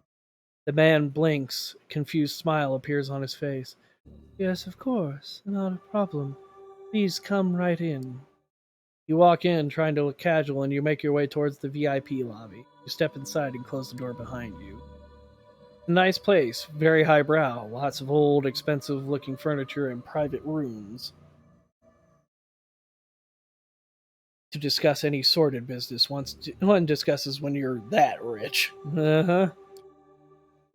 The companion looks at you with something akin to admiration, or at least that's how you choose to interpret the slight change in a usual somber facade.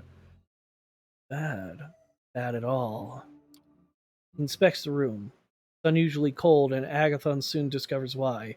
Looking behind the curtain, a window hangs open. The handle and lock look like they've been dissolved, as if with acid. God damn it, Juno.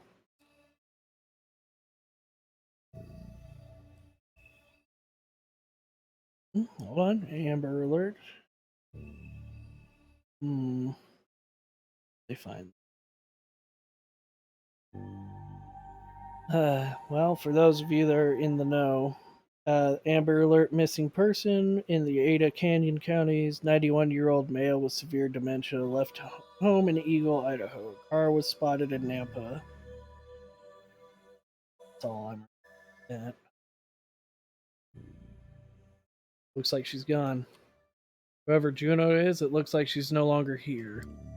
A flash of fury sparks in his eye. Yeah, no kidding. He takes a frantic look around the room. This changes things. Keep an eye on the door. I'll need some time. Half an hour at the very least. Nobody disturbs me. Understand? He hastily pushes a couch and some potted plants out of the way, moves a bar stool, and takes out a curved knife. Cutting into his own arm, he lets some of his blood drip into the wooden floor. Pretty fucked up the way his flesh oozes the deep red, thick vitae. In life, you'd have found it stomach churning, but right now you feel weirdly turned on by the sight. What follows is more disturbing yet. With one hand, he sheathes the knife and seals the wound. With the other, he smears the blood around him while muttering some weird chant. Sounds vaguely Latin, but you're pretty sure it isn't. All the more, or than a little disconcerting, but he seems to know what he's doing. A few moments later, the circle starts glowing faintly as thin wisps of smoke surround Agathon. He sits down in the middle, legs crossed, eyes closed. Minutes pass. Agathon's face twitches from time to time as his head turns every now and then, as if he was looking around or listening in on a conversation. Kind of like that one scene from uh, Avengers Infinity War with Doctor Strange constantly looking around. The smoke grows thicker, forming a veil around the mage. You expected something more flashy, but it's still a sight to behold. You wonder what the point of it is, but refrain from asking. It's probably best to let Agathon do his thing. For close to 30 minutes, you've left to your own devices. Then suddenly the door opens slightly and the manager leans into the room. He tenses up for a second, but he just gives an awkward smile. Anything you need? You shoo him away before he can take a closer look at your companion, and he retreats obediently. Good thing my present worked out really well. 2 minutes later, Agathon casually gets up off the floor and walks over to the sofa. He pushes his hands in between the cracks in the upholstery and fishes something out, and then turns to you and nods. We're done here. Let's go. You make your way back to the elevator, passing the manager on your way. He gives you a slight, somewhat confused smile, but neither him nor any of the staff get in your way. Despite that, the elevator ride down feels tense, and the two of you only relax once inside Agathon's car. He starts the engine and takes a ride at the Continental Army Plaza, back onto the bridge. But why are we still showing that? Oh, and I'm getting hungry. I need a feed tune. You can tell by the outer rim. You're just about to say something, but he beats you to it. That went better than I expected, all things considered. It might have been a trick of the light, but you're pretty sure you. It might have been a trick of the light, but you're pretty sure you just saw a smile.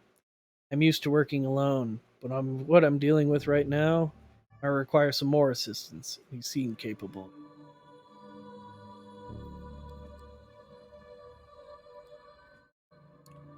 I'm guessing you found what you came for? Sort of. Enough to continue the search, at any rate. That seems to deplete his social battery for the night. You drive the rest of the way in silence. Understandable. Ooh, an achievement unlock. Ooh, enchanted to meet you.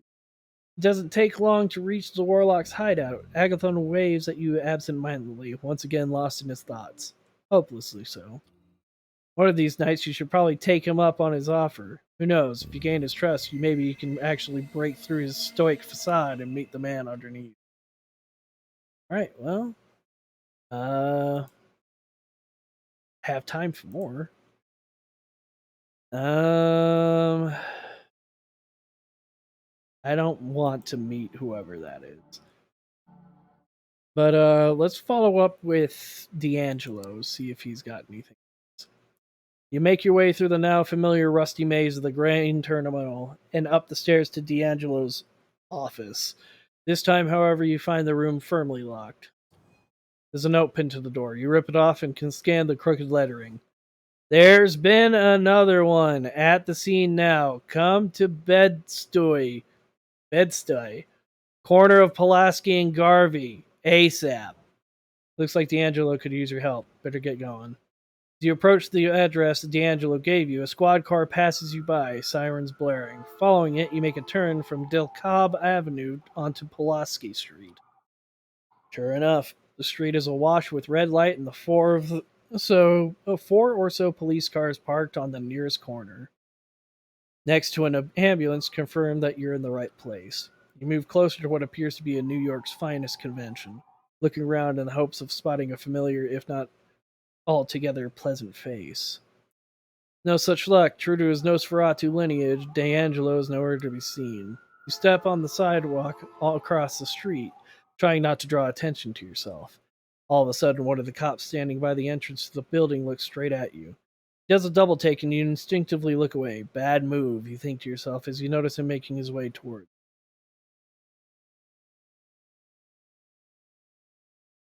Walking or running seems like a bad idea. But slowly but surely, you turn away and start walking in the opposite direction. The cop yells after you, trying to get your attention. You ignore him and pick up the pace. He does not let up. Suddenly, as you're passing a dark alleyway, someone grabs you by the arm and pulls you into the shadows. The smell of cigars and cheap cologne didn't give him away. The gravelly voice sure does. Don't move a muscle. With your back pressed against the brick wall, you remain perfectly still, waiting for the cop to walk past the alley. Good thing I was around, huh? Come on, I'm parked nearby. I used an ability that the Nosferatu have, obfuscate. Before you know it, you're sitting in the passenger seat of a busted old sedan parked half a block away, giving you a nice view of the police gathering. No, that's way too many of them for a feeding opportunity, but I do need to feed soon.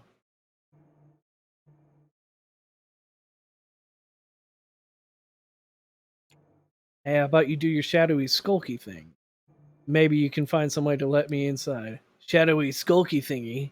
Jesus, kid.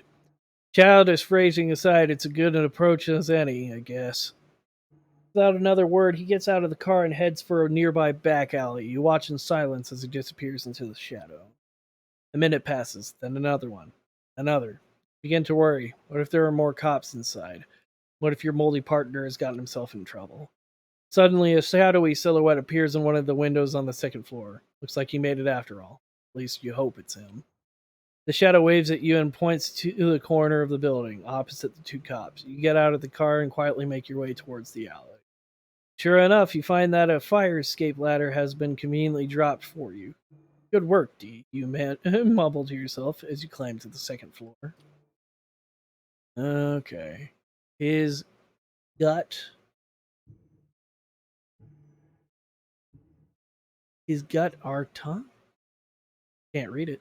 Finding the crime scene proves easy enough. You just follow the yellow police tape, and before you know it, you're standing in the middle of what used to be someone's living room. The place has been completely trashed. Knocked over furniture, shattered glass, the works. Looking around, you notice a sign scribbled on a nearby wall. It reads, His gift, our fate. Got it. That's what that is. You're no expert in typography, but the crooked letters look similar to the ones you saw back in Red Hook. Sure enough, there's very little in terms of blood, save for the occasional stain that's bound to end up on the carpet once you toss someone through a glass coffee table. D'Angelo leans against the doorway. He seems lost in his thoughts, sucking on his cigar compulsively and mumbling to himself.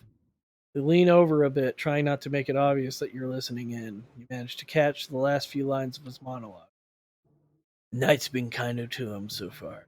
Questions kept piling on, and now they've found themselves amidst the wreckage of another life. It was up to them to sift through the debris and come up with a neat little pile of answers. Suddenly, he tenses up, as if sensing your eyes on him. Feel free to chip in, kid. Anything catch your eye? His gift or fate? Yeah, there's that. What do you think it means?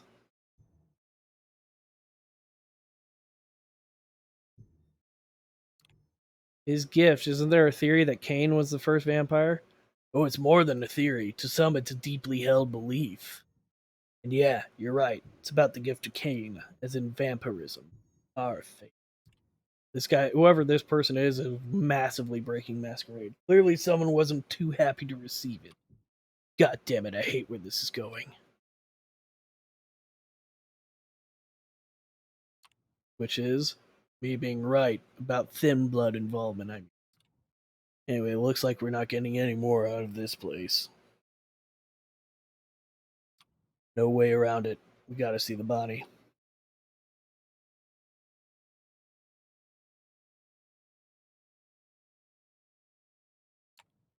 In for a penny, in for a pound. Might as well be prudent. My thoughts exactly. The Dustborn have it as bad as it is. If I'm gonna accuse one of them of breaching the Masquerade, I want solid evidence. I mean, rock fucking solid. Luckily for us, I might know someone who could get us an audience for our dearly departed. To your surprise, he pulls out a cell phone, a busted old clamshell.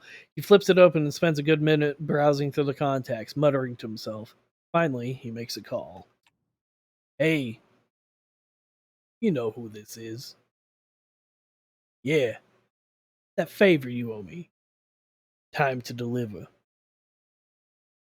Listen, I know you got a fresh one. The murder in Bed-Stuy. I need to take a look. Yes, now. Yeah, better. With that, he hangs up and gives you his trademark wry smile.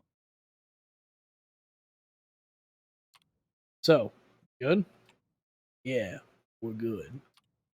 Next stop, Kings County. Kings County, the bleeding heart of Brooklyn. It's beating as hard as ever, with ambulance after ambulance bringing in sick and wounded, New Yorkers to be pumped through the tight arteries of the healthcare system. It's a dangerous place for a kindred to show their face, incessantly crowded and full of people who specialize in noticing all sorts of physical afflictions, especially the sort that make up the very essence of a vampire's existence. For instance, death. Thankfully, your business here tonight keeps you away from the hectic human hive of the ER. Instead, you follow D'Angelo to a relatively quiet part of the underground parking lot that's closest to your current point of interest, Kings County Morgue. Having found yourself a convenient and suitably unlit spot near the hospital wall, you wait patiently for D'Angelo's contact to appear. Every now and then, you glance over at the undead gumshoe as if to make sure his moldy mug isn't showing any signs of worry. It isn't. At least he's very good at hiding it.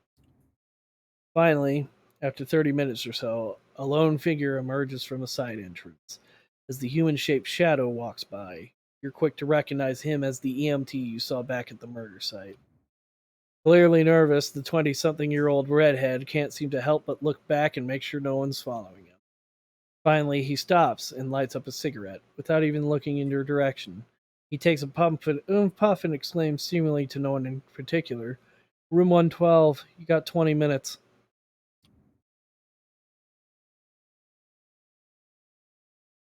D'Angelo speaks without looking at you. That's our cue. You follow the fanged detective through the same door the EMT walked out of. Luckily, this wing of the hospital seems unusually empty. Still, the confidence with which D'Angelo makes his way through the white and green corridors makes it clear he's been here before.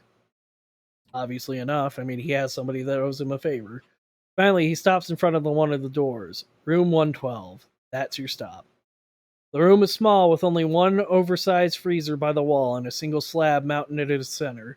Sure enough, the body of a middle-aged guy is splayed out on its steel surface. Even for a dead man, he seems unnaturally pale. Extreme blood loss will do that to you. Exsanguination! Try as you might, you can't help but look at the man's face, his features twisted in abject horror. Not a peaceful death. Looking closely, you notice two small puncture wounds on the victim's neck. If there was ever a clear sign of a vampire attack, you've yet to see it. Looking over at D'Angelo, you notice his lips moving in a familiar fashion. He's narrating again. Before he can utter an intelligible word, you cut in with a remark.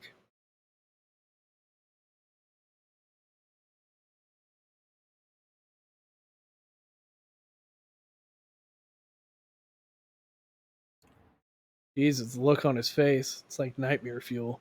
No kidding, which means he was fully aware all the way through. He knew he was dying, which combined with the blood loss and the teeth marks on his neck confirms our hypothesis. We have a serial thin blood on our hands. Fuck. As if on cue, the door swings open. A tired-looking man with a stethoscope around his neck walks in, with his eyes fixed on the clipboard. He doesn't appear to notice you. Yet. I need a feed. Letting your instincts take over, you pounce on the unsuspecting doctor, plunging your fangs into his aorta. The precious liquid tastes sickeningly sweet, making you feel a bit lightheaded. It appears the good doctor has been getting high on his own supply. It takes you a moment to get your fill, but when you're finally done, you immediately feel D'Angelo's eyes upon you. You start coming up with an excuse, but he just smirks. You're quick, kid, I'll give you that. Beat me to it by a pube. Oh, gross. Time to pay our dear Primogen another visit. Robert Larson's home looks about the same as last time. No added security, no angry dogs prowling. It appears that the thin blood Primogen would rather risk another visit from his old pal D'Angelo than to arouse the suspicion of his family and neighbors, which is good considering that's what he's about to get. Sure enough, the light in Larson's study is on, and you even catch a glimpse of the man himself shuffling around the room. You look over at D'Angelo, wondering how you're going to get Larson's attention this time. Without a single word, D'Angelo walks over to a nearby street lamp and leans against it, making sure he's visible to any and all who happen to look at him. Looks like time for subtlety is over. It only takes a couple of minutes for Larson to take notice. You see him lean against the window and storm out of the room. Mere seconds, he's out in front in D'Angelo's face. Listen to me, you moldy fuck. I just had about enough of your shit. You want to pester me? Fine, but leave my family out of it. For a moment, D'Angelo just stands there, motionless, allowing Larson to get his frustrations out. Suddenly, he grabs the thin blood by the collar, lifts him off the ground, and smashes his back against the lamppost. Are you finished? All right, now you listen to me and you listen good.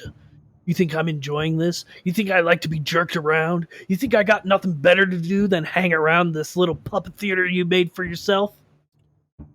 Now, either you give me a lead I can follow, or I'll start remembering things you'd rather forget. For the first time since you met him, Larson looks speechless, his eyes wide with fear. He can only mutter under his breath, This guy means business. You wouldn't dare try me. Cue awkward silence. You stand there, shifting your eyes from one vampire to the other. Guess it's time to either press the advantage or play the good cop.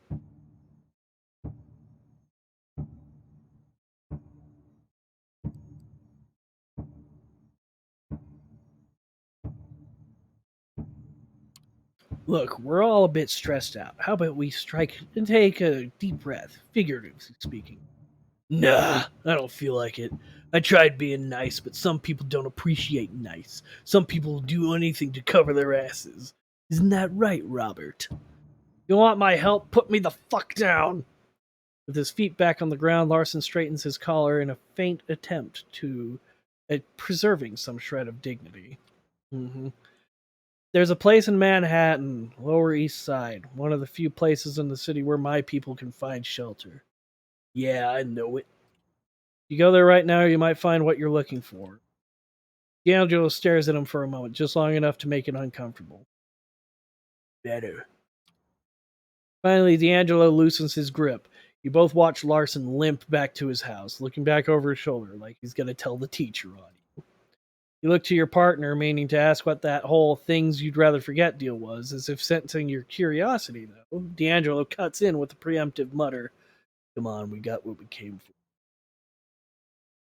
As you reach the address Larson gave you, you find yourself standing in front of what looks like an old garage. This is a huge deal of finding a thin blood that's trying to break the masquerade.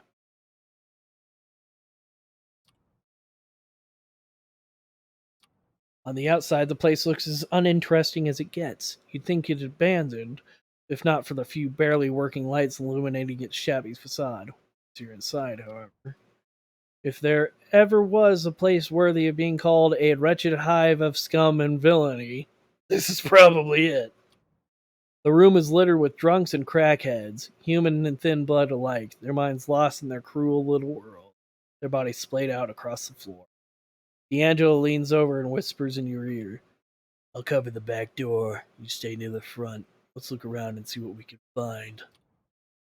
Before you can ask what exactly you're supposed to be looking for, D'Angelo disappears into the shadows. Doing your best to blend in with the crowd, which is fairly difficult considering your upright position, you slowly make your way across the large room. Not really knowing what you're looking for, you focus on the details, a knowing smirk, hateful stare, anything that looks even the slightest bit suspicious. After a dozen or so empty stares, you're almost ready to give up when suddenly something catches your eye. A young, skinny woman hunched in the corner of the room. She gives you a bewildered look, a 1,000-yard stare that tells you beyond a shadow of a doubt it's her.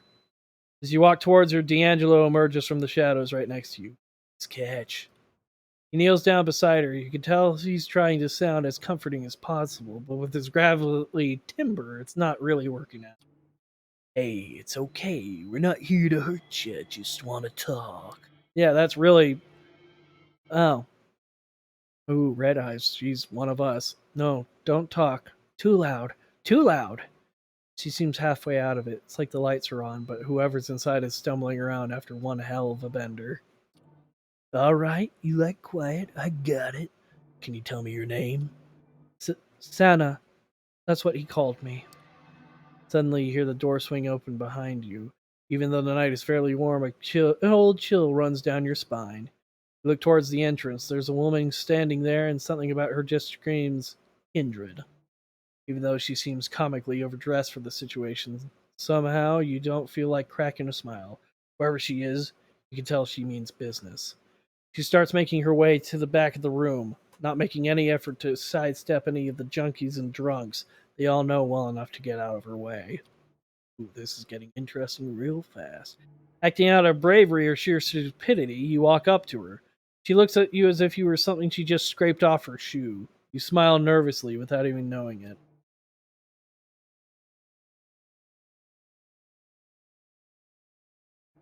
Hmm, who might you be? As soon as you open your mouth, her hand shoots out, grabbing you by the throat. The woman looks at you, tilting her head as if examining a curious species of insect. Suddenly, her eyes shift as she notices something behind you. Her face turns from disgusted curiosity to sheer annoyance. You! Hey, Val. That's my assistant you got there. Do you mind?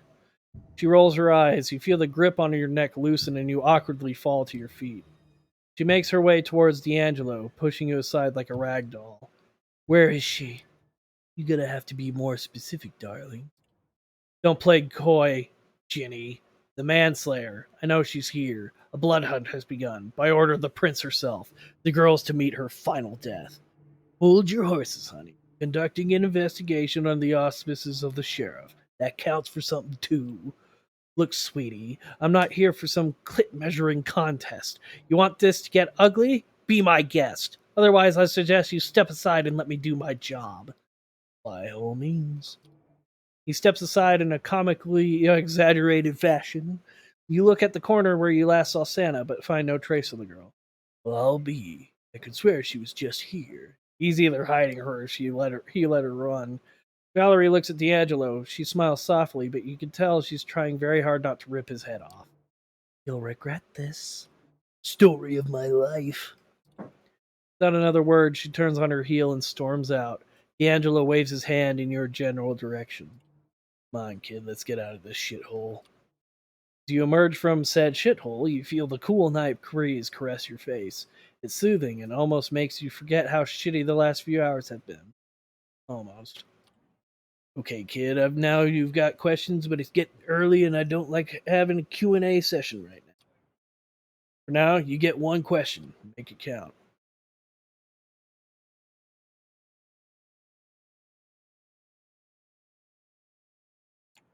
Our perp's gone and now we're on some psycho chick's shit list. What the hell do we do now?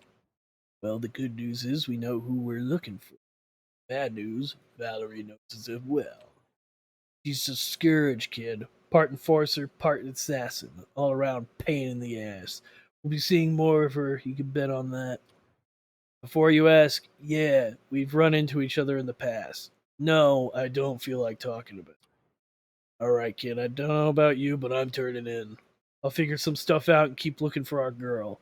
Feel free to swing by my office in a night or two. With that, he stumbles off into the distance, not even bothering to keep to the shadows. Can't say you blame him. It's really been a rough night. So I need a rest.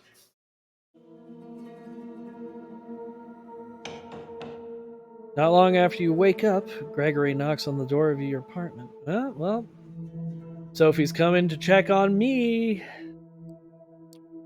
Hey, I came to pick you up. Miss Langley wants to see you. That looks really young, damn. You know what she needs me for? Any idea what she needs me for? I'm not in the position to ask.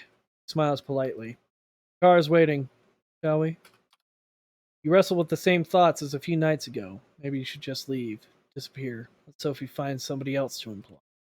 Then you remember the Anarch thug being cut down by Kadir and how close you were to the same fate, not even a week ago. That it might still happen if you step out of line. I follow suit. As with your previous visit here, Sophie seems not entirely present when you enter. Her eyes are locked onto one of the paintings. You're pretty sure it was here earlier, but she's behaving as if she's seeing it for the first time in her life. Entirely entranced. Toreador curse. Fixation. If the Toreador sees something beautiful or something they regard as beautiful or breathtaking, they can become transfixed to it. It takes a lot of effort to look away. Gregory clears his throat. Sophie turns to the both of you, a bit of irritation in her countenance that soon gives way to a pleasant, warm smile. You're here. Excellent. Thank you, Gregory. Her driver leaves and she turns her attention to you. I hope you've had a good few nights and made some new acquaintances, but I have to say, I'm happy to see you, Toluron. Thank you for coming. The change in mood of the room is so sudden and startling. It makes you consider the true power of vampiric charisma. Rationally, you know you're being manipulated, but you don't even care. Her eyes, her emotions, her entire body language all feel 100% genuine and expressing legitimate interest in you and your well-being. I have a request for you this night. I need you to find somebody for me and make a delivery. He points to the statue at the side of the room. You notice a plain-looking flash drive lying on the edge where the inanimate archer's bow touches the pedestal. Ah, the one over here. The man you'll be looking for calls himself Kaiser. He has eyes and ears all over New York, and it's rare for something to happen here without his knowledge. I'll need you to take this flash drive and bring it to him. In exchange, he will give you an address, which I need to know as soon as possible. You're about to ask what's on the drive, but Sophie proves to be one step ahead of you. Oh, don't worry about the context. They are encrypted. Precaution for if the data falls into the wrong hands, but it won't, correct? She gives you a smile that, just a handful of nights ago, would have made you feel like melting. Oh, and Toluron? Kaiser is a Nosferatu, that twisted, deformed lineage of kindred. He is old, and his age has made him even more paranoid than others of his clan tend to be. He holds many havens and changes them often. From what I've gathered, he or one of his servants should be found at the park on Coney Island tonight. You'll have to identify them somehow. I'm told Kaiser has spent many of his nights these past few years being driven around the city in a black limo. Maybe keep an eye out for it. That smile again, but much shorter. Anything more you can tell me about Kaiser? He's been here a long time, about as long as I have. He got into a lot of trouble for exchanging information with both the Anarchs and the Camarilla in the past, but ultimately got off scot-free. Kaiser's web of information proved to be strong enough to shield him from the consequences of playing both sides. Some say that he's best proof of his ability. In any case, be careful when talking to him. He's very particular about everyone's etiquette except his own. Good night, and good luck. She flashes one last smile at you and turns back to the painting, clearly done with the conversation. You pocket the flash drive and head out toward Coney Island. It takes you the better part of an hour to reach the lights and sounds of Coney Island amusement park from the city. The drive is almost pleasant this time of night. Thank God for Belt Parkway. There are plenty of people here tonight, but nobody who stands out as a traveling purveyor of secrets. Then again, if they did stand out, it would kind of be pointless, right? Nothing to do but figure out the right approach.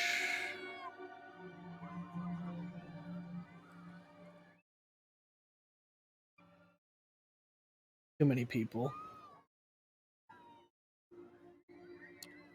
There's plenty of nooks and crannies to investigate around here, but if Kaiser frequents this area, there has to be some kind of clue to grab onto, right? He spent a good hour snooping around, his eyes peeled for the black limo Sophie mentioned, or any sign that a Nosferatu, or any vampire, has their haven around these parts. Zilch. Annoyed, you turned back toward the lights of the amusement park, only to find a man standing in your way. Wearing an oversized jacket, he had the air of a junkie or dealer about him. Who knows what he's got in those pockets? You lost?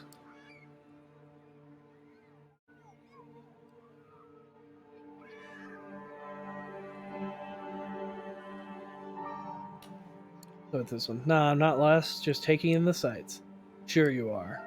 He looks at you intently, like he's trying to guess your real purpose here. Get out of here before I kick your ass. I'm just looking for a guide. Drives around in a black limo, stops her sometimes. Any bells? No idea what you're yapping about. He's a terrible liar, clearly full of shit.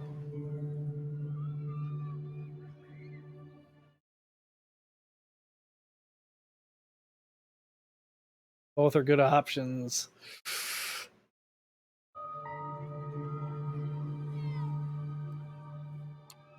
Listen, man, I need you to contact your boss and I need to do it now. Quit wasting my time or things will get unpleasant real soon. He doesn't take that well. He reaches into his pocket and produces a gun. You rush him. Bang. Bullet hits you in the arm and goes out the other side. It hurts, but what would be a debilitating wound for a mortal is just a natural scratch for you. Takes a bit of brawling. The man's stronger than you'd expect, but using your powers, you're able to overcome him. With a few hits to the jaw, the man passes out from pain. Searching him, you find a fancy phone that doesn't look like anything readily available on the market. The phone's locked, but a recent smudge on the screen gives you a rough idea of what the combination might be. You get it right on the second try. There's just one number in the phone book, unlabeled. You dial it and you hear someone pick up. The voice is like a rusty pitchfork scraping against gravel. Jackie, you're messing up my snuff session here. It better be something big.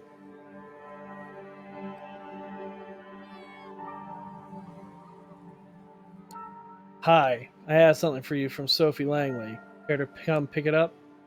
Silence. Not even a sound. The call ends. Try calling again, but the number is blocked. Nothing to do but wait to see if this shows up.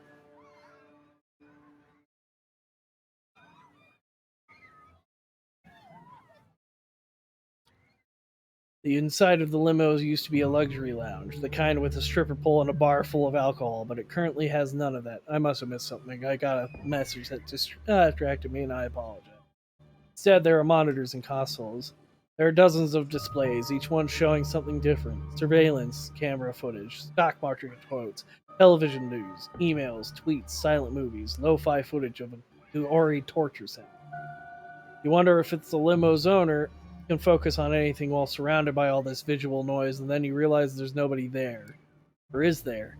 A man blinks into existence on a leather-covered couch, attempting to maintain something that approximates a regal presence.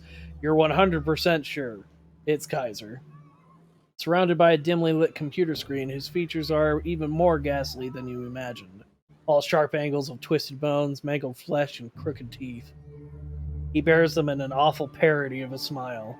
Suddenly, someone grabs you from behind, twists your arm, and pushes your head against the car's roof. I got them, boss! I have them! The Nosferatu chuckles. Oh, congratulations, dickweed. Could have done that before you gave away the fucking phone. Just let them go already. God, this guy is clearly Nosferatu. That is the clan curse of Nosferatu right there. If he is out amongst normal people, you know for a fact this man was not good. But you're going to make me repeat myself, you thick motherfucker? Let's go. You take a look at him. The man is confused and clearly hurting. He flashes you an angry stare, but obeys his boss's orders to the letter. What are you waiting for? A formal invitation? Get in the car. We have some talking to do. Oh my. Quite the spy network. The door closes behind you. So Langley, huh? I'm guessing you got something for me then. You reluctantly pull the flash drive from your pocket and slowly pass it to Kaiser. He plugs it into a USB port on the arm of his chair and displays the data on one of the screens that happen to be turned away from you. It takes him about a minute to access the data. Who do you people think I am? I saw this footage a week ago. He removes the flash drive and throws it back at you in disgust. Tell Sophie the deal's off. If she wants her address, she can give me something else.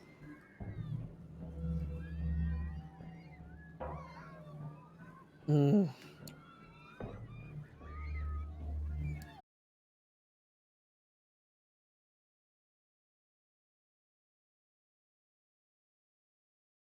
You a chance to make this little transgression up to me. I'll contact you. Maybe even throw into that stupid address that Sangley could shove up her place. But right now, unless you want me to get really pissed off, you'll show yourself out. You're pretty sure you're done here. You get out, close the door behind you, and the car immediately starts backing up. The opaque window slides past you, and soon the limo is on its way. Kaiser's lackey is nowhere to be seen, so you make your way to your car and drive back, wondering what tomorrow brings. That probably wasn't going to end well. Right, well, it is getting close to time, my friends. I think now is as good a time as any to call it for tonight. Thank you all for joining me tonight on this wonderful session of Vampire the Masquerade, Coteries of New York. How did you guys like it? Just let me know what you think. I will be uploading this in the next few days on YouTube at Toluron20.com. If you liked my stuff and continue wanting to watch it, follow me on Twitch. Find me on Facebook at Toluron20's fan page. Thank you guys so much for watching, and I hope you have another pleasant evening as we all gather around for another story. Thank you all, and good night.